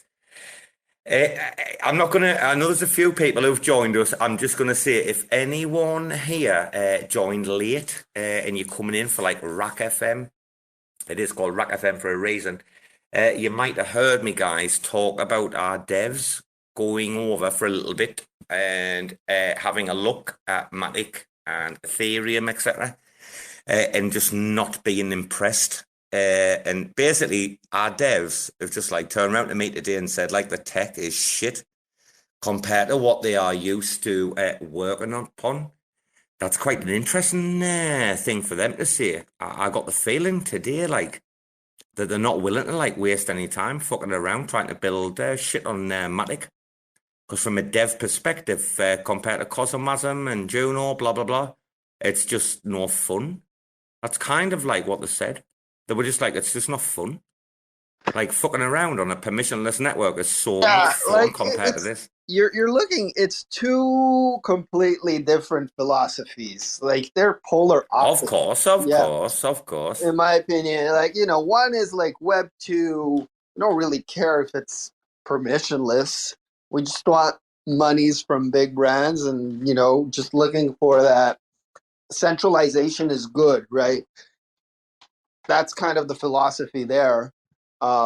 Control is good compared to, and I guess, you know, they do have a point, because then you have strong leadership, strong vision, strong roadmap, because it's a few people guiding the ship, right? And then you have on the flip side Juno, which is totally permissionless, very open, like you said, the Wild West, the place of experimentation, the place where we try shit, we fail, we try new shit, and then maybe eventually we succeed. So completely different philosophies, and I don't know which one's the right one. I lean towards, you know, the permissionless way, right? But maybe in the future, crypto will be like a semi-centralized type of thing. I don't know, right? It's difficult to predict the future. So I guess if you invest in both, you kind of hedge your risks. I don't know. That's the way of seeing it. Berserker, aren't you right? I'm just about to walk out, dude. I'm 2 seconds. You might hear the gate. Aren't you totally correct, right, in the fact that Juno started out as nothing and no one, like, you know, in charge or in control, and then over the time we're now on like what, five sub-DAOs if the core one has been approved. I didn't look at that prop, right? haven't we been? I mean, we had the marketing DAO, was it? That became the. I get confused now because these are tricky fuckers we're dealing with. I don't know if the marketing DAO became the Terra Development Fund, but they had the delegations DAO that had been around for ages. Hasn't Juno learned that you can't even operate the ultimate permissionless layer 1 blockchain without people actually being involved at the kind of upper levels? Do you know what I mean, Berserker? Juno hasn't been able. I agree. It's hard to is there a good proof of concept of a DAO that's fully community led and that's still thriving? Usually what happens is people get disinterested, or there's a few actors that contribute a lot and the majority doesn't do shit and just watches the minority work. So it's very difficult to do it in such a decentralized way. But then again, you might get somebody from that group that starts something really cool and innovative, and then that kind of just opens up the whole game. So it's a risk. I don't know, right? What is the right way? And it's very difficult to do it in a decentralized fashion. It's much more difficult. But the risk and the difficulty, if that is surmounted, I guess you get something really beautiful out of it. Anyways, I don't know. I agree. We'll go to Bbandz, but let's just find out. I mean, what other people think. I'm a big believer in Juno might just be version 1. The chain that we see the next time, I mean, I don't know if it can be done again. I don't know if a chain like Juno can ever be dropped again, community dropped in that way. I mean, and I do know, obviously, it was gamed to a degree by Takami and one or two others who were involved in the Core 1 team, but let's not have that conversation right now. I don't know if Juno can be repeated. That would be my question, maybe to, let's see if Bbandz is going to come up. I don't think Juno can be repeated moving forward in the future. I don't think there'll be opportunity. Okay, honestly, I feel like anything can be repeated in this market. Everyone's copying everyone, and better versions of things are constantly coming out. Especially if the same developers, decide, hey, we don't want to work on this project anymore, and they decide to start a different project. Or am I being too general, Robo? I mean, anything can be. Hey, we got can be Terra copied. Luna V2, and that's doing okay right now, so it's possible. Thanks for checking out another episode of The Ether. That was part 1 of a multi-part RAC FM, number 16. Jake saves the day once again. That's the title. I don't know if he did or not. Recorded on Wednesday, December 28th, 2022. For TerraSpaces.org, I'm Finn. Thanks for listening. And if you want to keep listening, head on over to TerraSpaces.org/donate and show some support. Sneaking through back alleys on a little cosplay. Broadway all day, looking like the wrong way. Resuscitating major players in the waiting room. Sifting through the paperwork while I be debating fools. Breaking rules, breaking bad, like we always wait for doom. Slayed a few in my early years off beneath the shrooms. Sitting in the dark, waiting for the daily news to let us know what we should believe as the latest truth. Stay aloof, writing rhymes in the studio. Trying to keep it well lit like filming a movie roll. Sorting through support from your endorsements. Of course, we're tripping balls, handed reports it. The latest proof ain't a way to move, change the view. Just a bunch of peckerheads living in a chicken coop. Picking at the dinner, finger licking like the plate is good. So kick it for a minute, then show me what that thing could do. 2 + 2. Show me what that thing could do. 2 + 2. Show me what that thing could do. 2 + 2. Show me what that thing could do. 2 + 2. Big thinking energy always gets the best of me when I kick it in the lab, messing with new recipes. Gotta mix and match, flip the latch, letting rhythm scratch. Dope shit, spitting facts with my vision smash. Big drip aristocrats, dishing out a list of trash. Missing wisdom, this fish is too big to catch. Better let the missus know where you hid the stash. Watch your next step, bro, before you hit the traps. Walking on eggshells, tripping over landmines. And I'm about done dealing with these damn lies. Man, I'm looking at this planet like a franchise. Chastised into digging holes in the back nine. The latest proof ain't a way to move, change the view. Just a bunch of peckerheads living in a chicken coop. Picking at their dinner, finger licking like the plate is good. So kick it for a minute, then show me what that thing could do. 2 plus 2. Show me what that thing could do. 2 plus 2. Show me what that thing could do.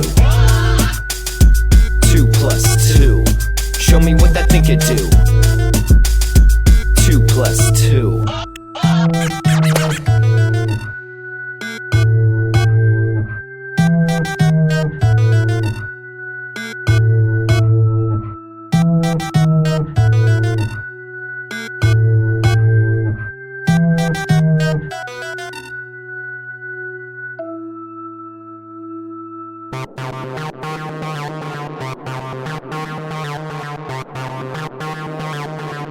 TerraSpaces.